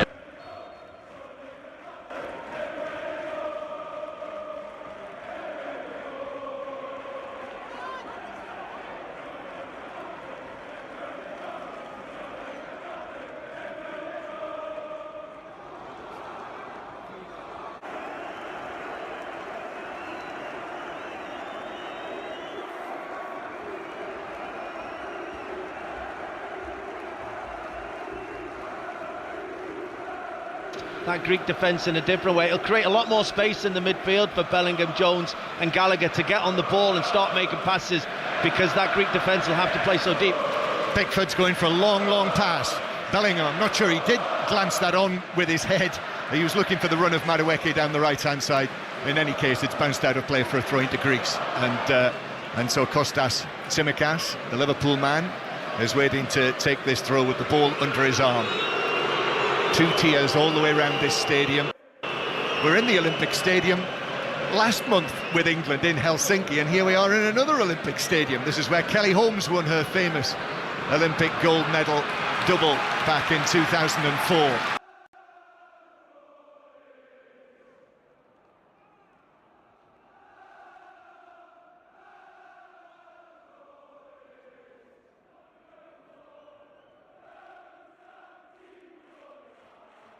and our commentary position, just like it was in Helsinki, we are brilliantly positioned to describe the end of the 100 metres. Greece 0, England 0, and here's Mavropanos with the ball on the edge of his own penalty area, passing it out up the right-hand side to the captain, Bakasetas, but England are able to win possession back and play it back into the back line, and then Orza and Gay in central defence, that partnership. You know, everywhere you look around this team, there are experienced players missing. No John Stones, and of course Harry Maguire out injured, but Konza and Gay tonight. Gay winning his 21st cap. Ball's played out to Conor Gallagher now of Atletico Madrid. Surge forward from him, passes the ball to the left-hand side to Anthony Gordon, who, remember, was a doubt. Anthony Gordon, he's the odd man out, isn't he? He's the man that there was a doubt over, but he did actually get the nod from the FA medical people, and here he is actually starting the match. Madueke is challenged, he's fouled by Tsimikas. Free kick to England, 5 or 6 yards inside the Greek half. Yeah, he did well there, Madueke. I think there was just a slow pass under hit to him. He had to really show his pace, his burst of acceleration off the blocks to go and make sure he got his foot in first before Tsimikas fouled him. But again, England keeping possession of the ball, moving it about. Jude Bellingham and Curtis Jones just trying to work hard, trying to find positions off the shoulders of that Greek midfield. Flick from Madueke. Bellingham out to the right-hand side. Bellingham turns it back, left-footed to Madueke. Madueke into the penalty area, goes for the byline, pulls it back, and it's turned in. Ollie Watkins gives England the lead. 8 yards out, side foot finish. No Harry Kane in the team, but with 6 minutes on the clock, Ollie Watkins has scored, and England have got a crucial early goal here.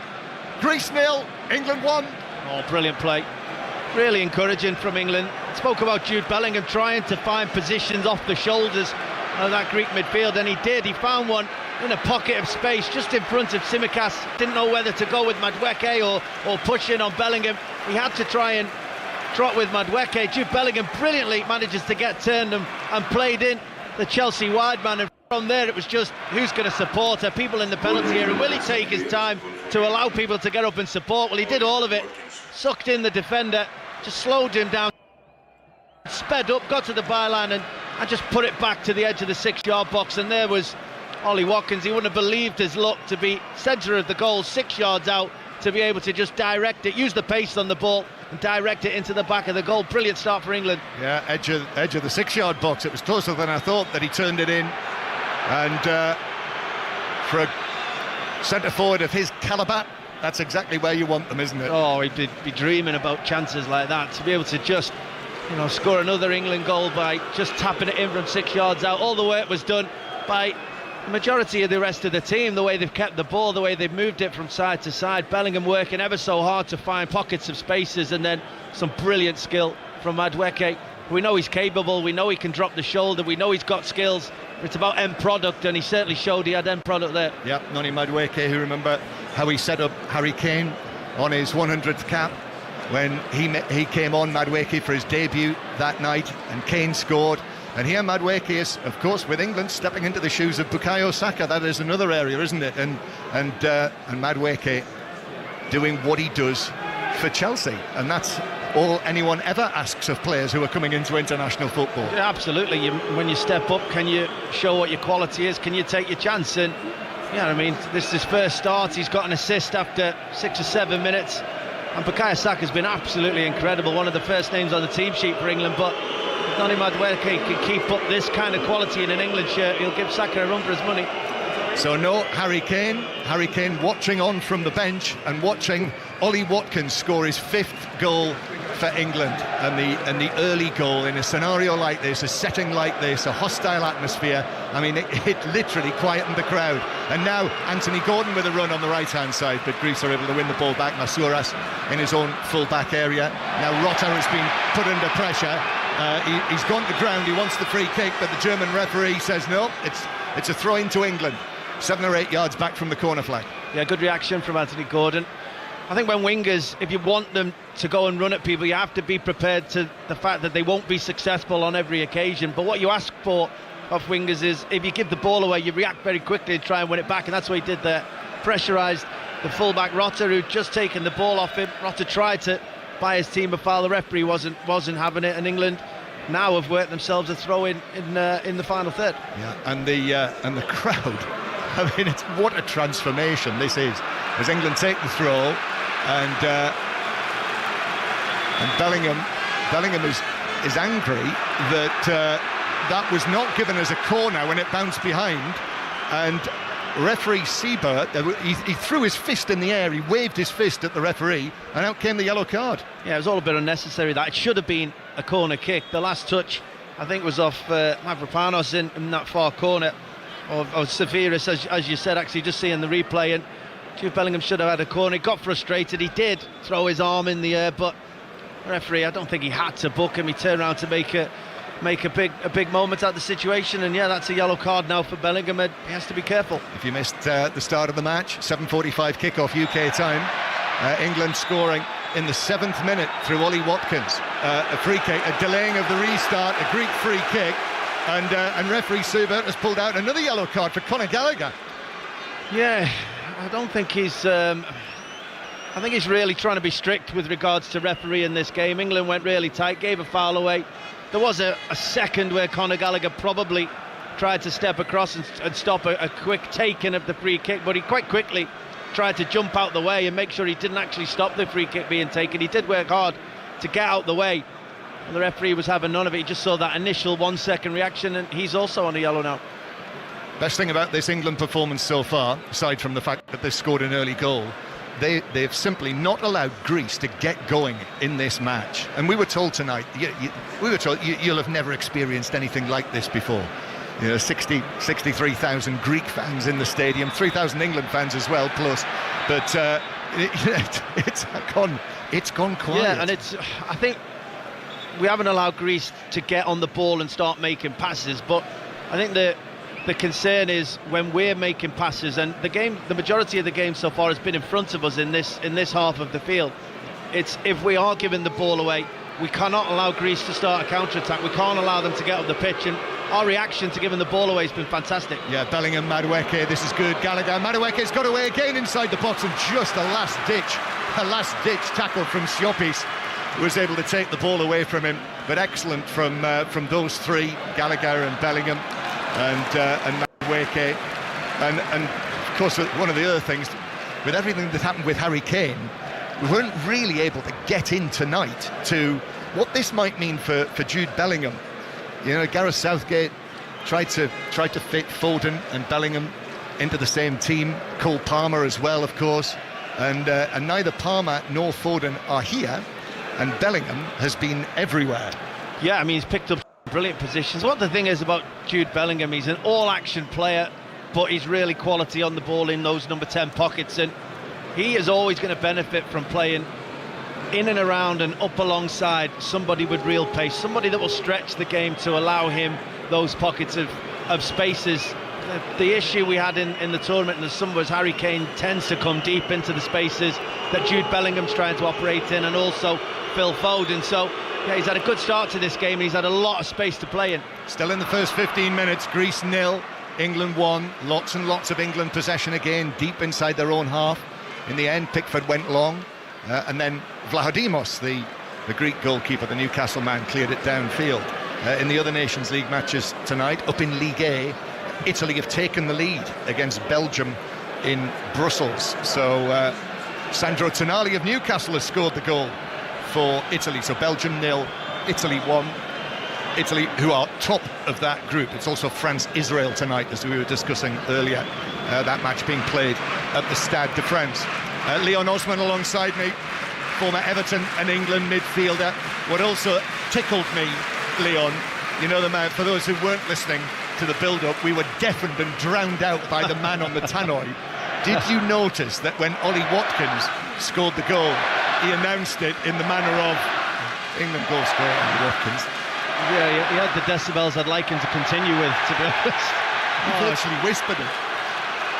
Greece coming forward down the left-hand side, and a free kick is won by Solis. So free kick to Greece. Again, England are less than impressed with that decision. And a couple of England players, Gallagher and Madueke, just having a say. not sure there was a lot in that from Gallagher. It's a soft one again. Conor Gallagher literally puts his hand on Tsimikas, and he was very quick to go to ground. Wanted the free kick, bought it, I think you could say, more than anything else. The referee actually gave him it. That was a terrible dive. It's a free kick. Bakasetas takes it. Pickford comes, gets a punch to it. That's the first moment of alarm for England. Pickford came a long way there. It was a big stretch with his left hand, but he got a fist to it. Also in the Nations League, Slovenia 0, Norway 1. As you mentioned, no Martin Odegaard for Norway. And then a long pass forward for Greece. Just bounces harmlessly from an England point of view out of play for a goal kick. I think Pickford, when he came for that, was it Gay that he... Yeah, it was, and I thought Gay actually had control of the situation. It wasn't convincing that from Jordan Pickford. I don't think he set off early enough if he was going to go for it. There was so much bend on the ball, it was always taking it away from him. I think he did have a moment of concern that he wasn't even going to get there. Yep, here's Gallagher in midfield, but he's dispossessed. However, the ball bounces to England and Watkins, and then Bellingham. And Bellingham passes it into the path of Gordon. And Gordon now into the box on his right foot, shoots it, comes off the head of the defender. And it deflects away, up and over, beyond the top corner of the goal for a corner for England. Yeah, we look dangerous in those situations. Only Watkins getting the ball, finding Bellingham to his left. And Andy Gordon initially tried to make a run to be played in on goal by Jude Bellingham inside the fullback. Bellingham played it on the outside. He had to go and pick it up, Anthony Gordon. And because he's gone either way so far, he's been on the outside twice, he's been on the inside once. The defender didn't know which way he was going, so once he cuts in onto that right foot, he very nearly bent it into that top corner, but a good block by the defender. England leading 1-0, and now they've got their first corner that Madueke takes. A swinging corner to the back post, looking for Gay, got his head to it. Goalkeeper Vladimos comes, gets a punch on it, nodded back in by Gordon, headed away by Mavropanos, still on the edge of the area. Gordon nods it forward, bounces to the edge of the box, then the shot from Gordon, that's blocked by a defender. There are shouts there for a handball, but the referee has spotted, what's he spotted? He's given a free kick to Greece. I'm not sure what he spotted. It was good play from England, kept the ball alive. Greek were trying to clear it from the penalty area, and every time they got it out, there was an England player that won the ball. I think what he's given is, I do think he's given a handball. I think it's against Konza. I think it was Kuliarakis came over the top, won a header and headed it down into the hand of Konza before it bounced away. Nothing he could do about it. But in international football, those generally get given. So Greece 0, England 1. Early days in this match, still in the first 20 minutes. But were it to stay like this, England would move level on points with Greece, who would stay top of the group on goal difference. What England could really do with tonight is a win by a couple of goals to change around the goal difference, which is significant in deciding who finishes higher. There's England again with Bellingham, who's made a very, very impressive start for England here. Gives it to Madueke again. Madueke running at the defence and then shooting low, but Vladimos is able to take that comfortably, just drops down to his left, to his right to save it. Yeah, again, England's wide players are looking very dangerous tonight. And again, I emphasise they're going both ways. You know, you quite often when you play on the opposite side, you come in onto your favoured foot. The majority at the moment, it's been 50-50. They've gone on the outside just as much, and because of that, the defenders are having a really difficult time.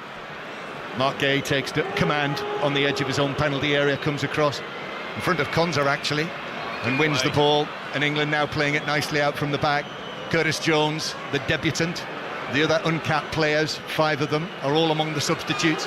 Now here's Gordon, receives it on the left-hand side. Gordon goes past the right back, tries to cross it, but the defender just got a foot in on that, and I think it bounced back onto Gordon and through for a goal kick. We look very comfortable at the moment, though. That was great play out from the back. Curtis Jones and Conor Gallagher 1-2 between themselves in the middle of the pitch, finding Bellingham, releasing Gordon. Everything looks comfortable at the moment. We're creating big spaces for ourselves to play in, and you give these quality players a lot of time and space, and generally look dangerous. Oh, it's an awful ball from Mavropanos across his own penalty area. He basically kicked it over the head of Kuliarakis. Tsimikas was down the pitch and it's bounced out for a throw-in. This has been a torrid first 20 minutes for Greece. But credit to England, but Greece, again, just have not got going. No, but I give us credit because we look organised. We're in good positions, good spaces Throw into the box. Watkins tries to get there, but it's cleared away by Greece towards the halfway line, where Konza, quite a heavy touch, but he plays it across to Mark Gay. But Bellingham is absolutely running it in the number 10 position, and Gordon and Madueke look very good in the wide positions, and Madueke and Gordon are giving the Greek fullbacks, Rota on the right-hand side of AEK Athens and Tsimikas of Liverpool, they are giving him a really tough time. And at the moment, it is the England men who are comfortably winning that contest. Yeah, we're not mentioning Ollie Watkins an awful lot, but he's in some great positions, and because his first thought is to run away from the ball when Bellingham gets it or when Jones or Gallagher gets it, he's creating an incredible amount of space for Jude Bellingham. You won't believe it, he won't have played in this amount of space very often. Greece are very 4-4-2 and the spaces are there. Madueke again, he's up against Tsimikas, gets the ball across, but it took a flick off the Liverpool defender's foot, and so Greece were able to get it away. Bakasetas is battling for it inside his own half. Then in goes Conor Gallagher. Again, Gallagher, who's got to be careful now. He's on the yellow card in that position, your old position. Yeah, in the engine room. He does have a tendency, even when he's on a yellow card, Conor Gallagher, to dangle a leg, and you've seen him. The amount of times when he was in a Chelsea shirt, those yellows became reds quite quickly. So he has to be careful. But they're doing well at the moment. The pair of them, Gallagher and Curtis Jones, they're certainly winning the battle in the middle of the pitch. Rico Lewis is shoved over. The Manchester City man, one of the Manchester City men who are here, in fact both fullbacks, Lewis and Walker, and he gets up and he takes the free kick. All of his starts have been at left back for England. Rico Lewis Hall among the substitutes. Bakasetas is adjudged to have fouled Curtis Jones, and it's a free kick to England inside their own half, and a yellow card there, I think, for Bakasetas, who I think has possibly said something out of turn, the Greek captain. Yeah, potentially. We're talking Rico Lewis. I don't think he'll mind the fact that all of his starts have been left back. I'm sure he's a player who would just be happy to be named in to represent his country. He can play in multiple positions, and he does it ever so well. He certainly performed well tonight as well. Yeah, and still in his teens for a few more days. He's 20 next week. Already got a treble to his name. Oh, wow. Don't forget. There's England. Mind you, he's lost his last 4 matches. Yeah. He has. I still think I'm 21 though. Well, you look it. You've had a great day, haven't you? Seen the sights of Athens. It's probably taken years off you. I did. I was full tourist today, and then to see this stadium, which is also should be on the to-do list. It's a wonderful stadium. It is sporting history, just like the stadium in Helsinki, as England have the ball inside their own half, and Conor Gallagher plays it to the right-hand side.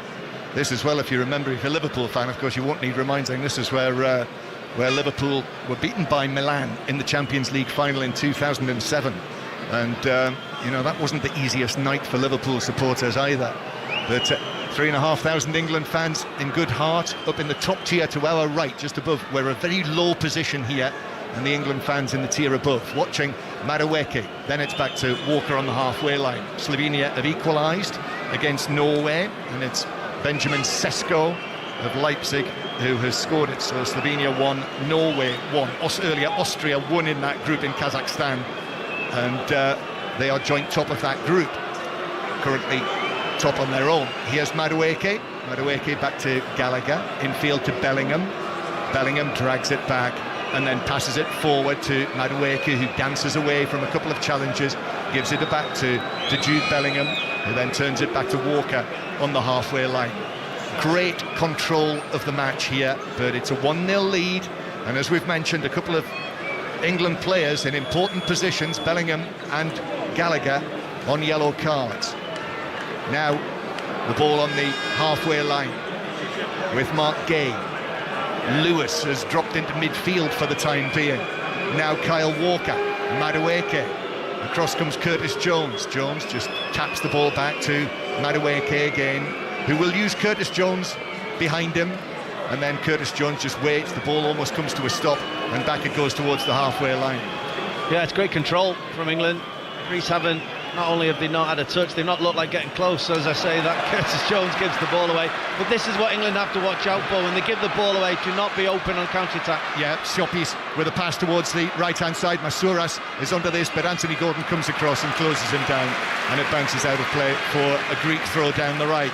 Yeah, that just all came from Curtis Jones. Was actually brave on the ball. He decided to take it on, but he ran into trouble, lost the ball. There's a fine balance between control and feeling like lethargic in the way of you keeping the ball. It's becoming too easy. I'll try something. There has to be a purpose. You cannot give any impetus to the home side. They're looking for those opportunities when you're a little bit sloppy, you're a bit open. They win the ball back. The crowd get up, they're counter-attacking, and suddenly we're under pressure. Greece now in possession inside their own half.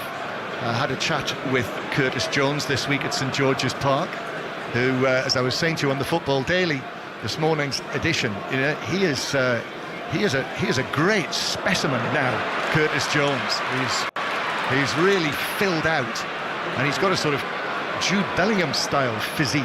He has Tsimikas. Greece trying to bring it forward. Tsimikas is back onto this now. He plays it square, and then it's tapped square again by Siopis, and now on the edge of the penalty area, chance on the left foot, but it's dragged well wide, actually, the effort from Zafiris.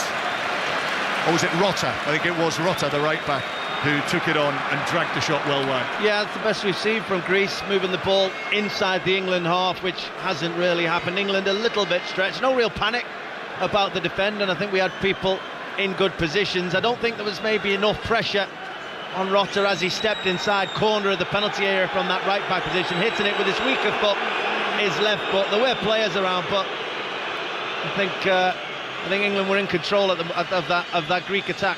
That's Leon Osman, still in the first half hour here in Athens. Greece 0, England 1, and the Greek crowd are on to Jordan Pickford for delaying the taking of the goal kick, and he's been booked.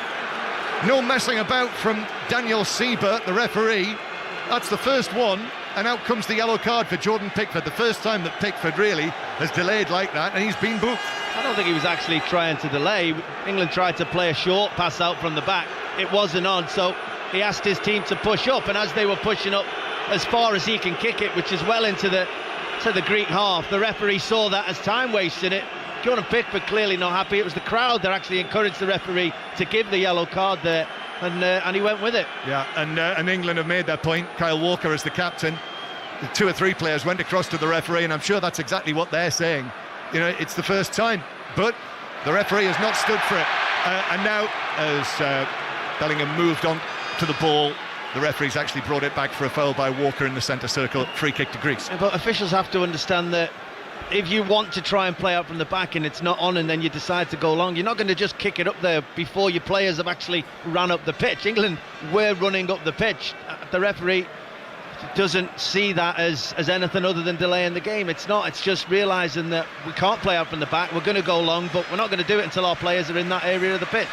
Free kick to Greece then in the centre circle. But now 3 England players on yellow cards: Pickford, Gallagher, and Bellingham. And in this scenario here, feels to me, you and I, we've watched things. You played in these sort of situations.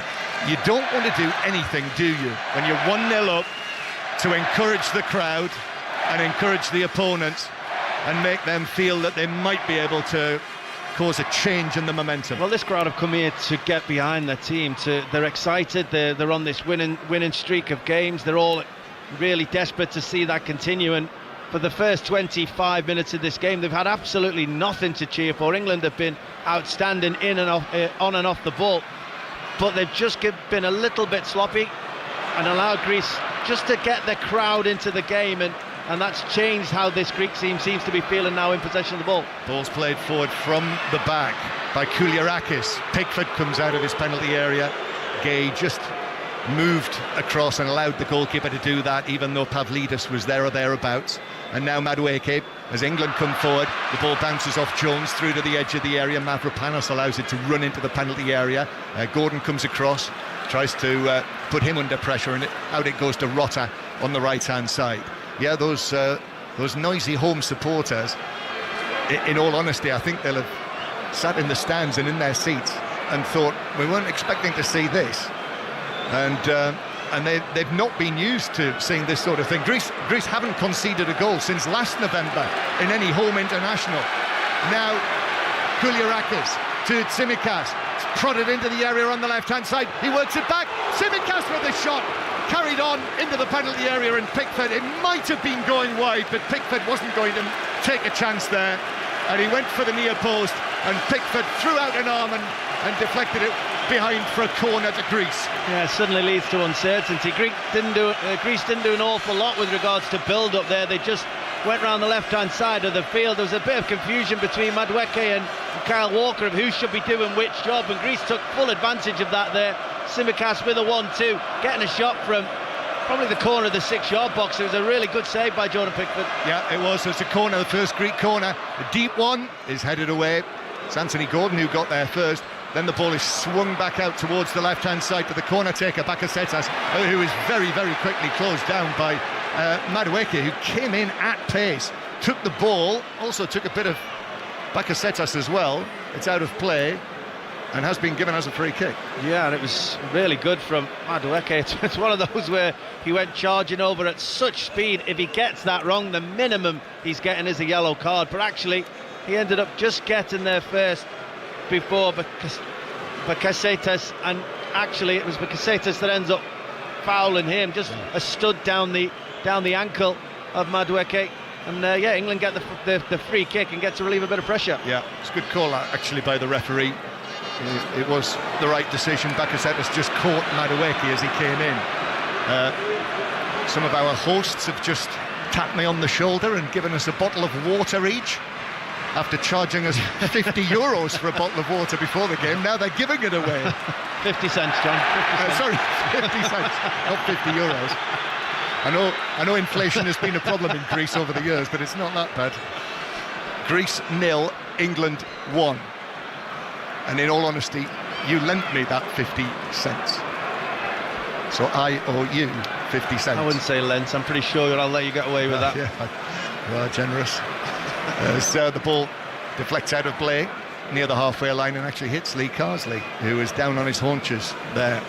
So the blot on his copybook so far was that defeat when he picked that team when Harry Kane was injured, actually, and or he wasn't fully fit, shall we say, Harry Kane at Wembley against Greece. So picked the team without a centre forward, and here tonight in Athens played a different centre forward who scored. Ollie Watkins. Greece coming forward down the right-hand side. The cross from the right from Masouras is blocked behind by Lewis, and it's another corner for Greece from the right-hand side.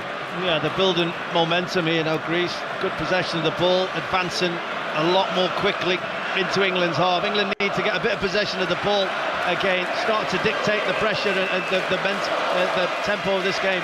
Yeah, it is building now, and you can feel that, and I'm sure hear it wherever you're listening to us tonight on 5 Live. The volume is rising. Here comes the corner. Pickford in the 6-yard box, and a crowd of players on the stretch is able to claw it away into the opposite full-back position. Now in the centre circle, it's sent long by Zafiris and will drift and bounce over everyone inside the penalty area and through for a goal kick. Walker allows it to bounce. Goal kick to England, 1-0. England lead through the Watkins goal. Good defending that. Firstly by Jordan Pickford, coming through a crowd of players to win that punch, and secondly Kyle Walker just using his body, allowing the ball just to run across him. Pickford had to be quick there. Now the pressure's on. He can't dwell on the ball, so took a quick goal kick, and Greece are back in possession. This is much more encouraging from them. Here's Tzolis to Tsimikas on this left flank, but he cuts back, gives it back to Tzolis. Angled ball to the edge of the penalty area. Pavlidis was after it, but then Bellingham's able to run it away towards the halfway line, and he turns. He gets a fortunate bounce of the ball. The defender's committed himself. Bellingham takes it onto the edge of the area. Still going Bellingham, and then in comes the challenge on him. The ball runs away behind, and referee Seabird takes his time and gives the corner to England. Yeah, it was a corner kick. Brilliant play from Bellingham. You wonder at times how he manages to wriggle out of certain situations in such control of the ball, but he's driving forward, defenders recovering. I don't think Ollie Watkins made the best of runs for him initially before trying to find another position, and he just got caught in the end, Jude Bellingham. But you're right, every time Jude Bellingham steps forward, there's a laser on him, around the ball, around his feet. Certainly evident there. But England win a corner. Well, I don't know if he's been put off by that. Certainly, as the way that he's played tonight suggests that he's not being put off. But it clearly shouldn't be happening. And we can see it here now. Madueke, there's a green spot on it. Madueke takes the corner to the back post. Mavropanos gets his head on it, just heads it up into the air. Bellingham's battling for it, comes off Mavropanos again, and then bounces down. And it should be taken away by Siopis. It is. He passes it forward to Tsolis. Blue shirts pouring forward, but Pickford's well outside his penalty area and volleys the ball away downfield, where Mavropanos is able to control it. That was Everton-West Ham, just like last Saturday afternoon. Yeah, long ball. Jordan Pickford. It was good play from Jordan Pickford. That England need that, because Greece were counter-attacking very well there. 3 players driving up the pitch. England only had 2 recover, and Pickford needed to come out and clear that well. Zollis plays it square. Rota has joined the attack. The right back is playing it out towards the far side to Masouras. Masouras has ball towards the edge of the penalty area. England trying to smuggle it away, which they have done, and then Bellingham plays it forward, will chase after it, but Rota will be the favourite to get there, and Greece win possession back. 10 minutes to go to half-time. This is 5 Live from the BBC. Listen as well via BBC Sounds to all the live radio. Listen to our commentaries. Pause the live radio, rewind, listen again. Bakasetas shooting from distance, but the low shot is easily dealt with by Pickford. He got good power on it, but Pickford was down quickly to his left. Yeah, and he shot from real distance there, but I'd still want a bit more pressure on that ball as he's about to shoot. England didn't really break out of the edge of the penalty area to go and put pressure on him. But England in the last 5 or 10 minutes have had a back 6. Madueke and Anthony Gordon have had to go back and defend really deep, and that's not where we want them. We want them in possession of the ball up the pitch, but the fact that Greece have had the ball has changed the flow of the game. Oh, lovely from Gordon. He turned his man on the halfway line and then set off down the left wing, but Mavropanos was across and able to put the challenge in on the Newcastle man, and it's out of play for a throw-in to England. But excellent play from Gordon there. Yeah, we need that, just for him to be able to turn, get us up the pitch, win a throw-in, and now what we need is just to keep possession of the ball. Don't encourage Greece to win the ball back quickly. Work really hard to get angles for your teammates, and don't be sloppy. Here's one for Watkins to chase. Vlahodimos is coming out. He's hoping it's going to roll all the way through. He does, and also the defender Kouliarakis was able to put off Watkins, so it is a goal kick to Greece. England winning 1-0. You and I had a chat, didn't we, with Anthony Gordon last night, which was on the edition of the Football Daily this morning. But he left us in no doubt, did he, as to what playing for England means to him. Yeah, very proud, isn't he?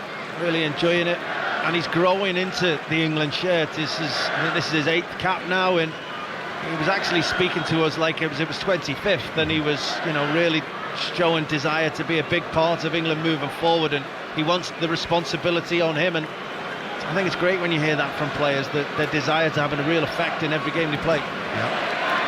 The final comment to him was that it would be a great place to get his first goal for England, but he's having to defend now with the rest of the England team as Bakasetas plays it to the right hand side. Masouras with the cross. It's fielded by Jordan Pickford, who just moves outside his penalty area and is able to take it into his midriff, and then Siopis has dived in on Bellingham and conceded a free kick. Bellingham's quickly up onto his feet. There is a sort of a gesture from Siopis. Are you okay, Jude? Everything all right? Yeah, I think he was a bit tighter than he should have been there. The referee might have shown him the yellow card. He's given the benefit of the doubt, but that's good play from Jude Bellingham. Put his arm up quickly to receive the ball off Jordan Pickford. He threw it out under pressure. Won England a free kick near the halfway line. Yeah, Siopis a little earlier. It was Siopis who Bellingham beat on the halfway line. As the ball is played forward by Bakasetas, but England are able to cut it out, and Conor Gallagher does well, plays it up to Gordon. Now that's what Ollie Watkins cannot do. England have got him in the team to run away from the ball. Harry Kane's very good at holding the ball. Watkins came short there to try and rotate the play and be involved in the build-up. He cannot give it away in that moment. There was real concern for England there. Brilliant play from Gearhey to stop that counter-attack. Lovely turn from Bellingham, centre circle. Received the ball there from Gordon, and then sort of turns 180 degrees, opens his body, plays the ball square again. Madueke, England leading 1-0 here in Athens, and Madueke up against Tsimikas again, and now to Bellingham on the edge of the box. Bellingham works it back to Walker on the right-hand side. First time we've seen him up in this position, really. It's been all Madueke, but now Walker's there in support, but England just go back and play it. It's that control that we saw here again in the first 20 minutes or so of the match that England are trying to reassert with 5 minutes of this first half to play. Floodlights shining brightly down after what's been a pleasant autumn day here in the Greek capital. Curtis Jones will always think fondly of Athens, I'm sure, having won his first cap here tonight. Tsimikas clears the ball into Bellingham. Up to the halfway line it goes to Pavlidis, and now Conor Gallagher battling for it is able to just stab it back into his own half, and Curtis Jones is there again. When I spoke to Curtis Jones earlier this week, I have to say I asked him the big questions about the names for his daughter, which are Giselle Delilah. So I did ask if there were any opera fans in the family, but as it turns out, they're actually family names. So my probing questions went nowhere. Here's Pickford passing it out to Gallagher, and now Gay back to the England goalkeeper inside the penalty area. Suddenly Lee Carsley pops up, having been on his haunches, appears above the referee's dugout in our eye line as England play it back once again to Jordan Pickford, winning his 72nd cap tonight, the Everton goalkeeper. So he's one behind Gordon Banks now in the list of England goalkeeping appearances. Here is Kyle Walker. Walker himself winning his 92nd tonight as the England captain. Now to Curtis Jones, who was clearly pulled back there in centre field by Masouras. Wasn't best pleased with that, Curtis Jones, either. Free kick to England. Brilliant touch, under pressure, right in the centre of the pitch. England slightly exposed, and he opened his body, took the touch in between two Greek players, and actually that free kick should have brought a yellow card. Yep, England play it forward. It's actually Gallagher who's furthest forward, Conor Gallagher, but Greece are able to deal with it and then start to play it away from the edge of their own penalty area. As out to the right-hand side it goes. Rota and Masouras are there, and England well aware of the threat of Greece on the counter-attack. You know, it's been a hard-working England performance, this, and they've not been able to get themselves really into that position. Only threatened it on a couple of occasions. Well, for the first, as I said, 20-25 minutes of the game, there was control, but there was also purpose to England's attacks. Now, I understand there are times where you keep possession of the ball just to take the sting out of the game, but you know, you can't get lethargic in possession. There has to be some sort of purpose, and England just need to get back to that a little bit. Here they are then, with Anthony Gordon, hugging the left touchline, turns back onto his right foot. Lewis is there behind him. Now to Walker in a central position.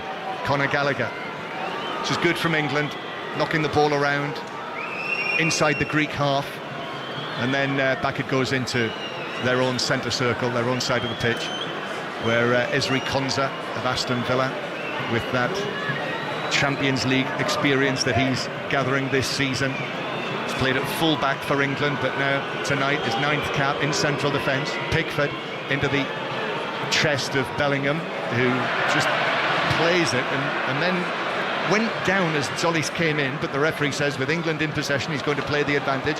Bellingham again spears a pass to Lewis now on the left-hand side. Gordon's available in central position, 23 yards out. Gordon on the turn, and then a challenge on Watkins on the edge of the box. Lewis, Madueke trying to find a position in the D. It's played back to him by Bellingham, but he's wide now, Madueke. There are still 3-4 England shirts in the box. Madueke, lots of Greek defenders as well though, and it's played back to Walker. Walker puts his foot on the ball. Conor Gallagher back to Kyle Walker, and now Madueke again, that green laser light we can see on the back of his shirt, and then Walker will go back towards the halfway line.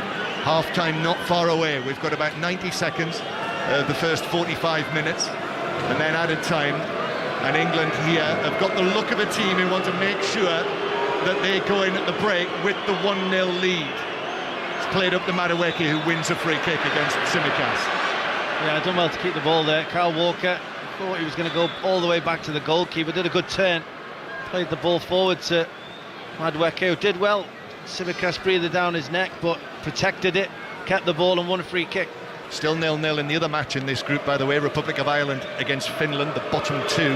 But with this scoreline, England will be going level on points with Greece. But it feels like this match has still an awful lot of life in it yet. Just the 1-0 lead, Bellingham, excellent play. Just great control, really, in a tight situation. He does that so well, doesn't he? Just using the strength of his body. And England still in possession. And then back centrally with Curtis Jones, who does advance it for England. Now Madueke up against Tsimikas. There are two defenders back there, went on a little run up against them. Still in possession, the Chelsea man. Uses Kyle Walker. Walker will knock it past Madueke and back to Curtis Jones. And here's the announcement for how many minutes of added time there will be from the man with the deepest voice in Greece. Here's Bellingham. Bellingham does very well again, just evades the challenge. He's got two men on him, he works it across, but Mavropanos comes across and is able to side-foot it away. Once again, Bellingham catching the eye. He's been the class act in this first half. Oh, he's just got such elegance, the way he can move the ball. You're right, his strength does count for an awful lot, but he's just got awareness of where people are. He can manipulate the ball either side, and yeah, he actually tried to bring end product. That's the first time we've tried something at the end of a move. For a good 10 minutes now, we tried to whip across, and Ollie Watkins not quite aware of it. But we win it back quickly. Republic of Ireland have taken the lead, Leon, right at the end of the first half. It's Brighton's Evan Ferguson who scored. Ireland 1, Finland 0. Finland bottom of the group, having lost all of their matches so far.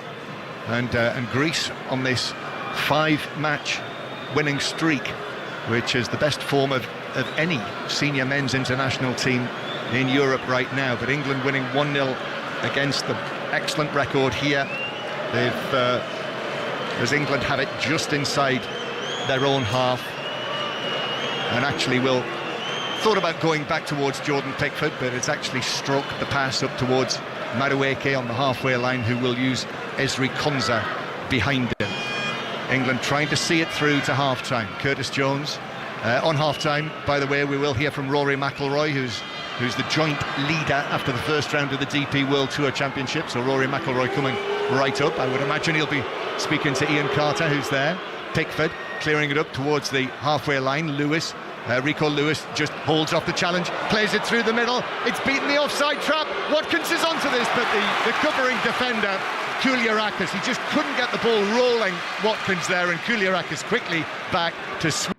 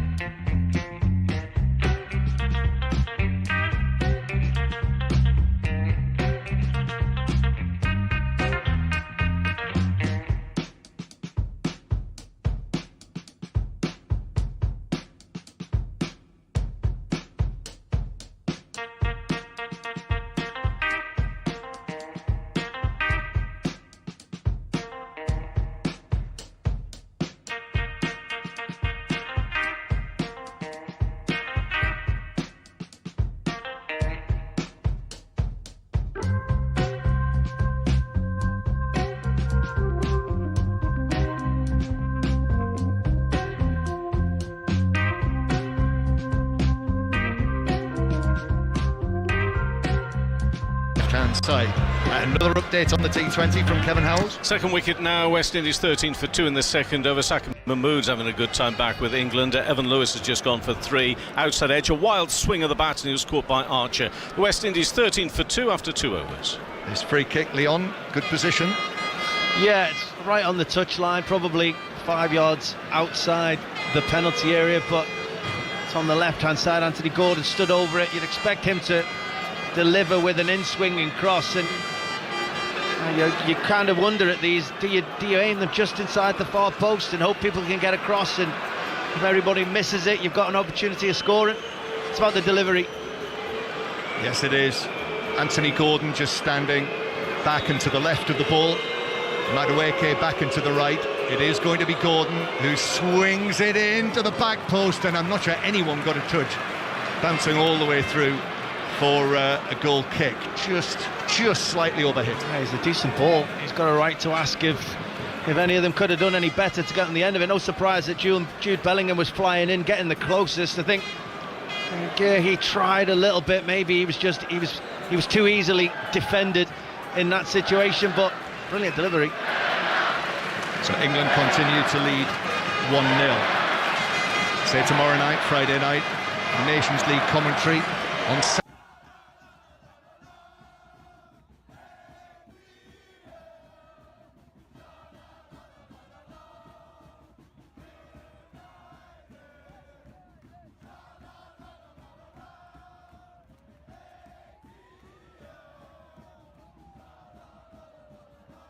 Jude Bellingham was flying in, getting the closest. I think brilliant delivery.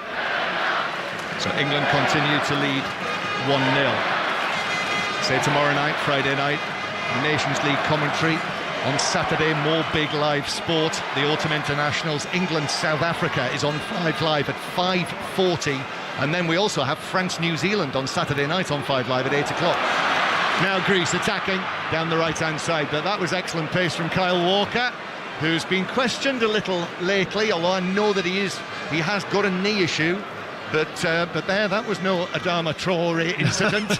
he got there comfortably first. Not many can do that to him though. But Jordan Pickford quick to come out and give his captain a high five as thanks. He had a decision to make there because the player had got in behind. I think it was Solis had got in behind Rico Lewis, and he had a decision to make whether to try and play him offside from a distance or commit early to go and intercepting it, and he did the latter and he won the duel. Norway are now 3-1 up in Nations League B in their group against Slovenia. So Slovenia 1, Norway 3, and North Macedonia in League C are winning 1-0, and it would appear heading for promotion from their group. Foul on Rico Lewis, and a yellow card has been shown, which I think is the first booking for a Greek player, and it is Zafiris. Zafiris who's fouled. Oh, sorry, Bakasetas was booked in the first half, wasn't he, the captain, who's now gone off. So that's the second yellow card. It probably was a yellow card as well. He went flying into Rico Lewis, probably expecting he could win the ball. Rico Lewis too quick for him, just nudged it to the side and went flying through him. It caught him with his knee in his thigh. Unnecessary an unnecessary area of the pitch to pick up a yellow card, and a justifiable one. 1-0 England lead, and we're into the last half hour now. Pickford receives the ball and gives it to Gay. Greece, who are down in 42nd in the world rankings against England, who are 4th. But I would say, having seen them now twice, they're a lot better than that, as their form suggests. And now, here is Pelkas, the substitute, who plays it through for the chance for Ioannidis. And Pickford makes an excellent stop. There were defenders there, but through the middle it went. That's the kind of pace that we saw them, and spirit that we saw them with at Wembley last month. Good save, Pickford. Just too strong for Kyle Walker there. He matched him for pace, but just brushed him off and got that shot away. It looked like he'd scored. It was a brilliant effort for an outstanding save from Jordan Pickford. But Greece is still asking for a yellow card for Conor Gallagher, a second yellow card for a tackle on the halfway line that preceded that attack. The referee's just been and warned him that's his last foul. Yeah. Yeah, good spot. Their coach, Ivan Jovanovic, the 62-year-old coach. Here's the corner into the near post from Pelkas, but Lewis was there to block it behind for a second consecutive Greek corner. Yeah, the referee was all over that. Do you think they had a case? Yes, they did. I said in the first half, he's one that doesn't appreciate he's on a yellow card at times and lunges into tackles. Pelkas waiting to take this, the number 10, just down in front of us, just across the Olympic running track. The referee's not happy with some of the pushing and shoving.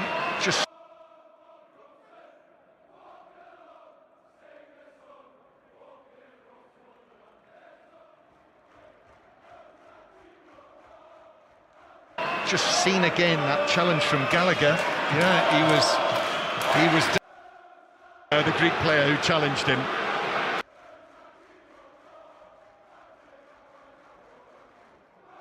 You play such a high line in the hope that your goalkeeper has all the area and all the space to deal with it, and he started incredibly aggressively with his position, Jordan Pickford, but just as they delivered, he just dropped back into a more natural position, so he was on the back foot as that free kick came in, which meant he was then a little slow to react, and England's high line meant they were all running back towards their own goal. That's a tough position to defend from when you're all facing your own goal, and actually did well to get a hand on it in the end, Jordan Pickford, and yeah, I think there was enough of contact from Azaras to justify free kick. England are going to make a triple change, that's what's being announced, and Harry Kane is on. So the captain trots onto the field now with, what have we got, 25 minutes to go. And also Lee Carsley has changed the wide position, so Madueke and Gordon are off, Jared Bowen, and Morgan Rogers is on for his debut. So that's the third debutant of the night, and it is 22-year-old Morgan Rogers, the Aston Villa man, who was so impressive in the early part of the season, the big match experience. And here he is now, Morgan Rogers, winning his first cap, with England leading 1-0. But the ball with Masouras on the right, who has blazed that cross straight behind for a goal kick and puts his hands up to his face in anguish. So England leading 1-0. Let's get another update from the T20 from Kevin Howells. As good as England are, the West Indies really poor, particularly their top order. They're 21 for 3 in the fourth over. Nicholas Pooran, the latest to go. Ball by Jofra Archer for only 7. Top of the off stump, a swipe across the line. It looked horrid. There's a fourth wicket now. Another one for Saqib Mahmood. Chase has gone for 7. 21 for 4 in the fourth over. Thank you, Kevin. So Leon Osman, quite a different look now for England. Yeah, definitely a different look. And I'm not surprised that Harry Kane join the action. I think the way it's set up is I think he'll get chances. I am surprised that the wide men both took off when they were, because I thought they'd been quite bright in the game, and I thought they were causing problems for the Greece defence. But yeah, opportunity certainly for Rodgers. Congratulations to him, and Jared Bowen always performs at a good level. Yeah, with all of the talk about club and country, Morgan Rogers spoke to us earlier this week, and honestly, Leon, he was so passionate and talked of himself as an England fan since as long as he could remember.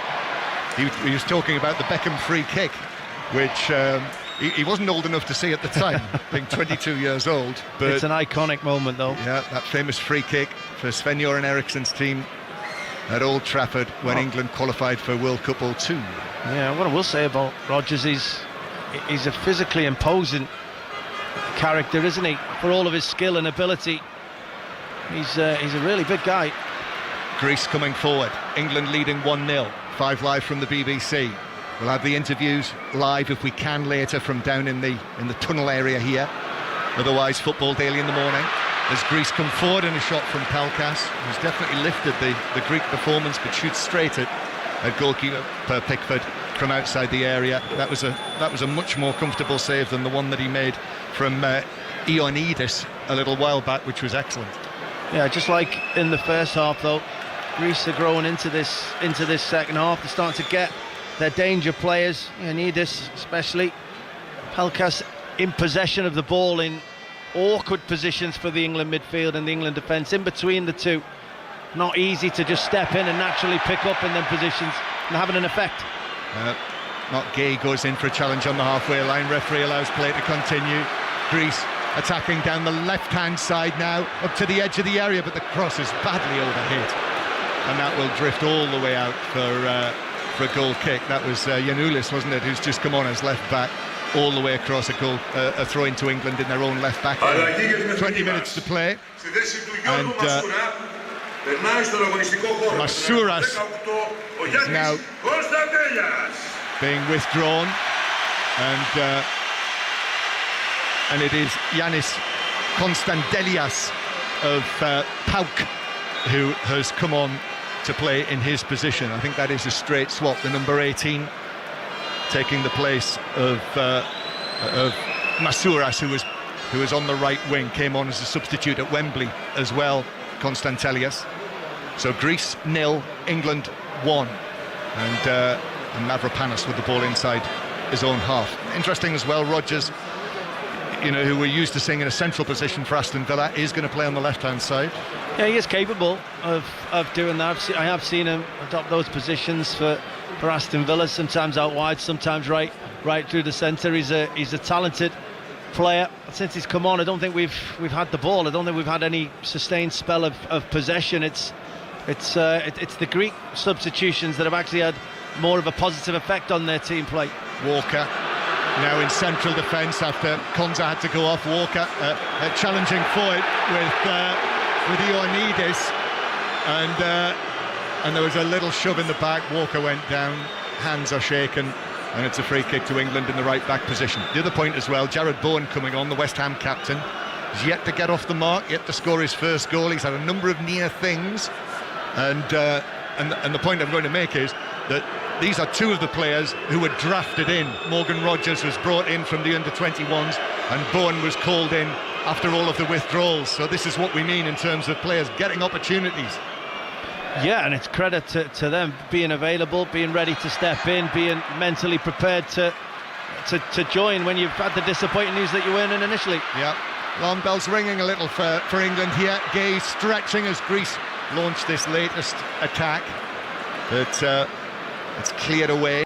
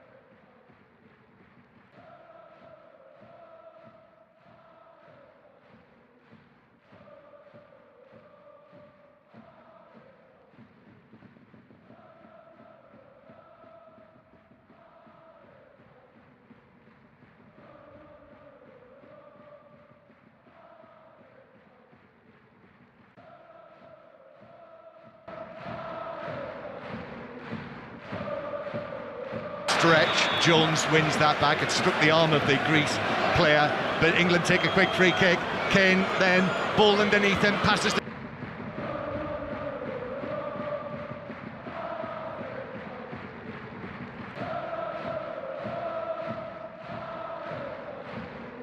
but the goalkeeper read it. He opened his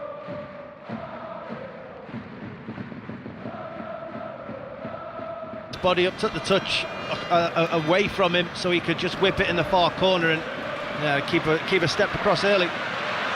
England on the back foot now, and Pelkas plays it across the edge of the box, but actually there was a breakdown in communications from the two Greek players on the edge of the box. It hit one of them, bounced away, and then Harry Kane wins a throw-in for England halfway inside his own half. England continue to lead by 1-0. We'll have commentary on Sunday afternoon. It is 5 o'clock. That's a sellout at Wembley as well on Sunday afternoon for the visit of the Republic of Ireland, final match in the group. And with this scoreline, it's going to go down to the final Sunday to decide who tops the group and who wins promotion.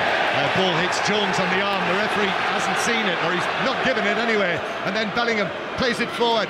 This is a ball for Bowen to chase, but Kouliarakis gets there first and is able to come away with the ball and then give it to Giannoulis.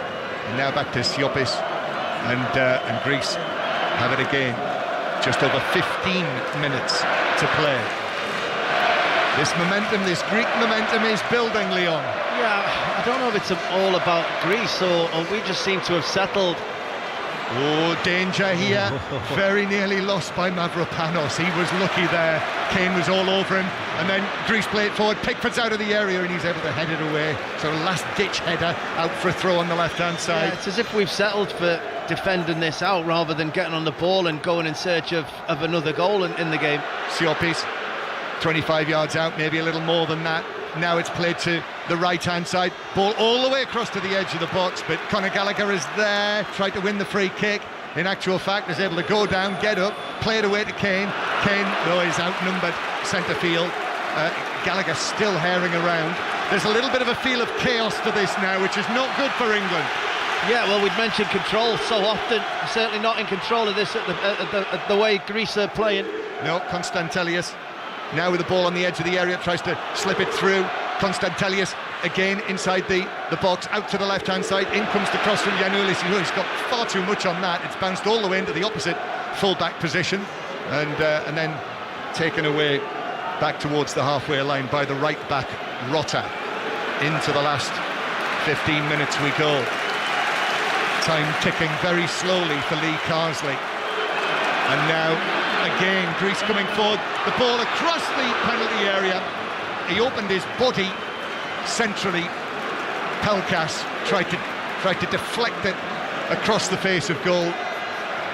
But in fact, it was Zolis. But in fact, he hit it well wide. Yeah, there's a conversation going on the pitch. Curtis Jones, Conor Gallagher, Jared Bowen. England still just with their noses in front through the re-establish their composure.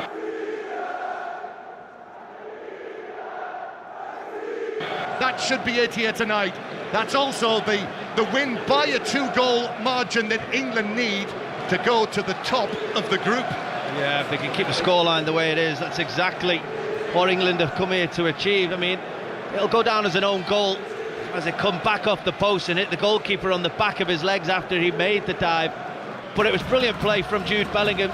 It was even better play from Morgan Rogers as the ball was played into him from Lewis Hall. He just played one round the corner into the run, not just the beat, into the run of Jude Bellingham. He didn't have to break stride. Suddenly he was attacking. Kane went one way, Jared Bowen went the other. The defenders had to split. It opened up for him to get to the edge of the penalty area before he hit it hard and low. It was unfortunate it didn't go directly in. As I said, it hit the post, come back off the goalkeeper. But he was delighted to see it eventually find the back of the goal. Greece 0, England 2. So with that scoreline, that switches around the goal difference in the group. So England and Greece would each have 12 points, but Greece's goal difference goes back down to +6 and England's +7. So England will be would be top of the table with this scoreline. Still, we have probably 10 minutes and more given added time. England have made another change. Morgan Gibbs-White has come on for Conor Gallagher, who actually was the England man who was sniffing there when the ball hit the post and the goalkeeper scrambling to try and get it back. If he'd failed to do so, Gallagher was trying to be the man who forced it over the line, but it is an own goal. Yeah, and what that'll mean is Jude Bellingham will go a little bit deeper alongside Curtis Jones in the midfield. Morgan Gibbs-White will play in that more advanced position, and I think it's purely down to the fact he's on a yellow card. He's been warned. I don't think England and Lee Carsley want to take any chances with that to see the game through. So 2-0, England want to preserve this lead to therefore go into the final matches ahead of Ireland in the group. Free kick, in it comes, is headed down, hits Hall, then bounces. There were shouts for a handball in there. It actually fell into the path of Mark Gay, who was able to clear it away.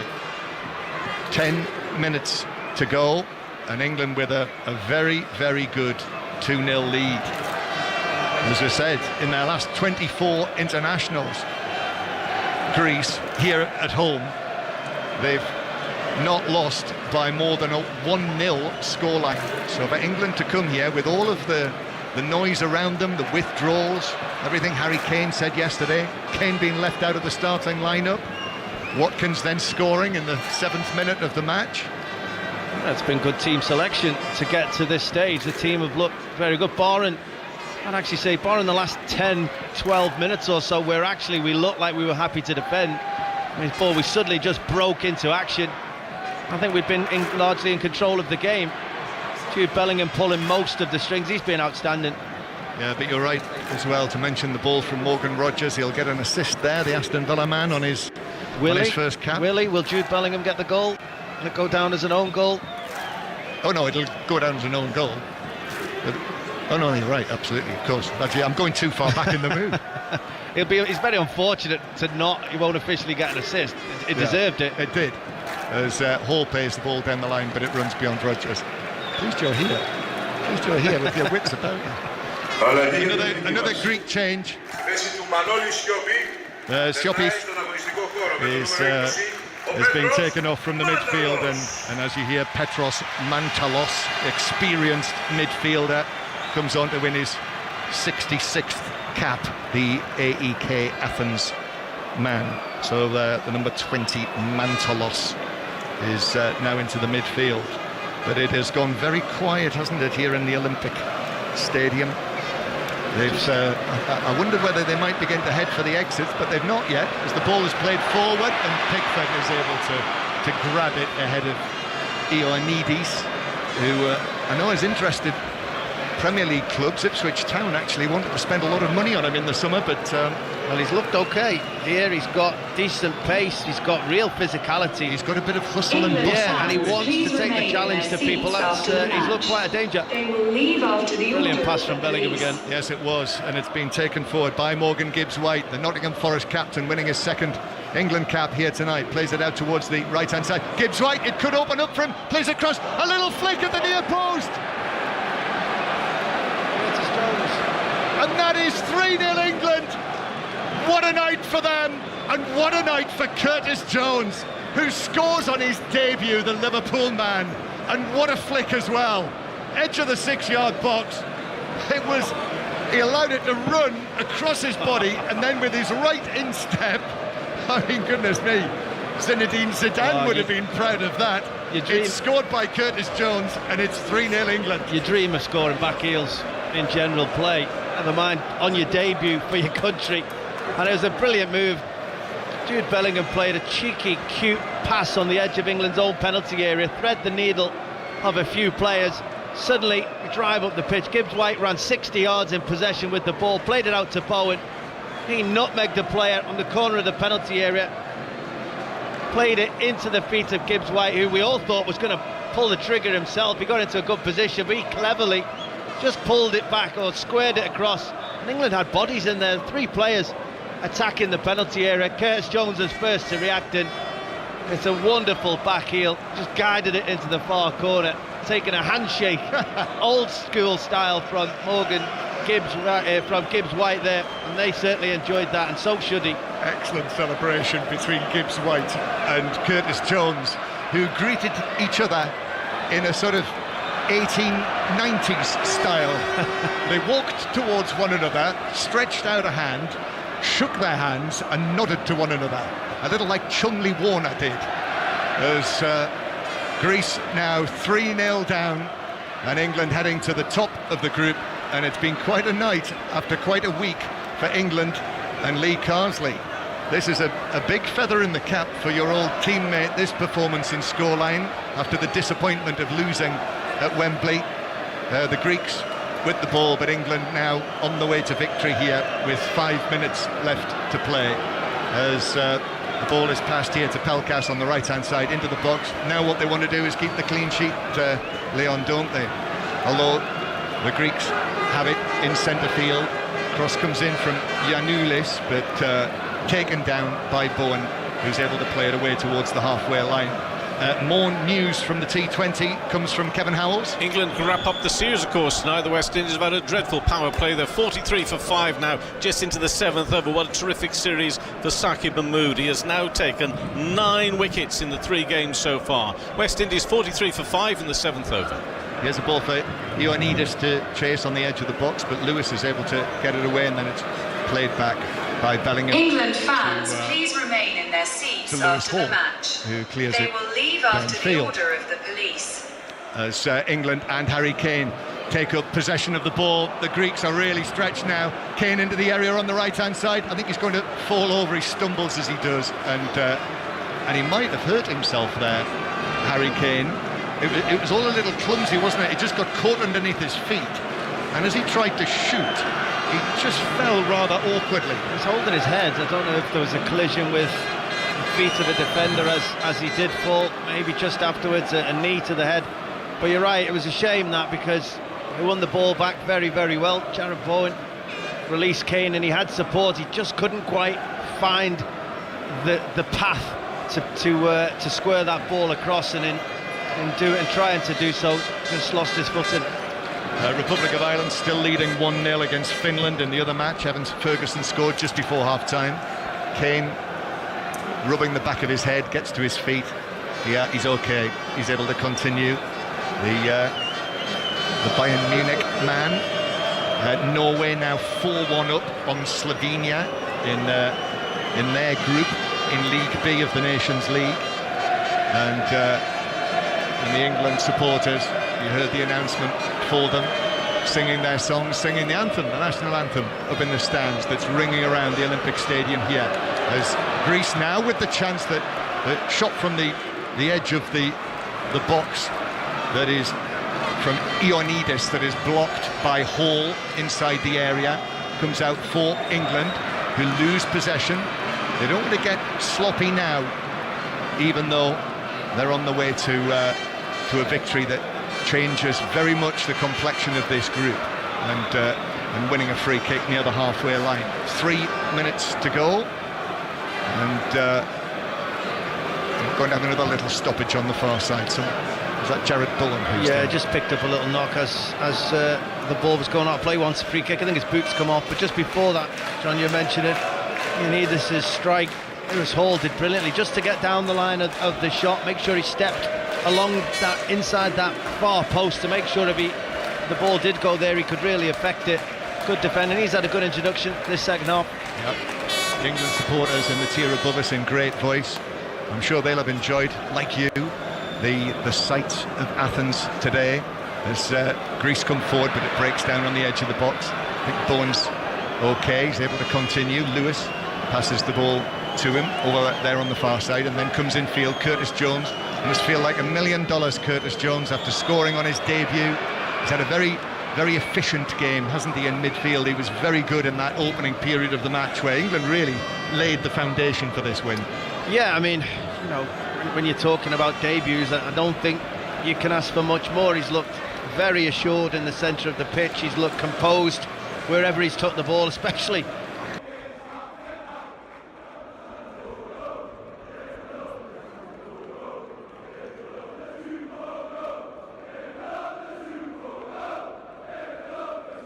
in our own penalty area when he was put under pressure. For Joe Summer, that was his last appearance for the under-21s. This is third time in the senior squad, finally on the field, and on his debut scores a goal like that. It is dream stuff. Yeah, but I think it's credit to the way the under-21s is working at the moment. That, you know, you just saw that celebration. You got Morgan Gibbs-White and Curtis Jones, players that have played together for a long time. They know each other's games. I'm sure when Gibbs-White went it through on goal before, everybody in the stadium thought he was about to shoot. Probably not Curtis Jones, because they've got an understanding of each other's game. Greece trying to work something on the edge of the area with Konstantelias. England just about scrape it away. Ioannidis. Then Pelkas won't reach this because it's actually bounced off Curtis Jones. A couple of red flares have been lit in the lower tier of the stand on the opposite side of the ground to us, so smoke is belching up into the roof of the stadium. 4 minutes of added time, 4 minutes before this England victory here is confirmed. It'll mean that England have won all 5 away matches that they've played against Greece over the years. England, last time they were here under Sven-Göran Eriksson, won with goals from Scholes and Beckham. Tonight, Watkins, the Vlachodimos own goal after Bellingham's excellent run that hit the post, hit the goalkeeper and went in, and then Curtis Jones. Here is Bellingham. Bellingham languidly hits a pass from centre field out to the left to Morgan Rogers, and Rogers attacking into the penalty area, defenders backing away, and eventually one of them just gets a foot in, and Greece are able to run it away towards the halfway line with Zafiris. And now empty seats are beginning to appear all around the stadium. The home supporters know that the game is up after their excellent run of 5 wins in a row. That's going to come to an end here tonight, and that smoke from the flares is drifting across the stadium. Security people in orange bibs have walked across the Olympic running track and taken up their positions as Ioannidis has the ball centrally, and then the shot low, which is saved by Pickford down to his right. It was Mantalos, the midfielder, the substitute, who hit that shot, but Pickford, who's also had a very good night, kept it out. Yeah, he has. He's not been a bad performer in an England jersey. Everybody has been called upon during the evening. It's been an evening where Jordan Pickford's had to do his job as well. The fullbacks back 4, Kyle Walker having to swap positions, and everybody's looked comfortable. They've been asked questions, but they've stood up and performed to a really high level. And you know, for the scoreline to be as it is after the way we were talking going into the game, well, England should be delighted. 2 minutes of added time to play. Famous night for England this, during a difficult week in a stadium where there is a history of British success, as we mentioned, with Kelly Holmes, her Olympic goal in this stadium, as Jones takes it on again for England towards the edge of the area, but runs into trouble on the edge of the box, and Greece work it away. Gay gets in, is able to win it back for England, and now Gibbs-White across to Rogers. Gibbs-White with a little touch, bit of swagger about England now as Jones, another little flick from him, and now Lewis passes it forward towards Bellingham. Bellingham wasn't able to give the return pass back to Gibbs-White. However, Kane's able to win it back on the edge of the area. Now Jared Bourne just runs away from him, and then he commits a foul, and Greeks have a free kick on the edge of their own penalty area. Yeah, I didn't think that was a foul. He's very unfortunate there, Jared Bourne, but just for a moment you thought Morgan Gibbs-White was going to go through 1v1. Good defending. I think it was Mavropanos just stuck out his long leg and just intercepted that pass from Jude Bellingham after some lovely intricate play again. More Nations League commentary tomorrow night. Scotland, Georgia live from Hampden. Northern Ireland, Belarus as well. We'll have news of that. But tonight, final knockings here in Athens as Greece try to get on the score sheet as Konstantelias takes it round Mark Gay, but isn't able to centre it, and England have it inside their own box.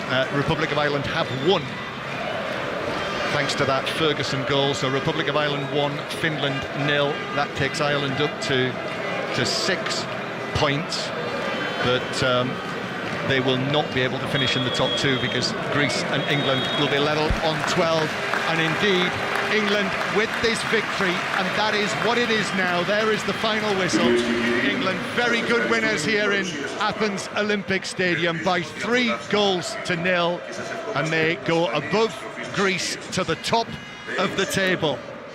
So it'll be all to play for on Sunday to decide who finishes top of the group and who wins automatic promotion back to the top tier of the Nations League. Great night for Lee Carsley and his England team, Leon Osman. Wonderful night. After trying something in the return fixture at Wembley only last month and it going so wrong to a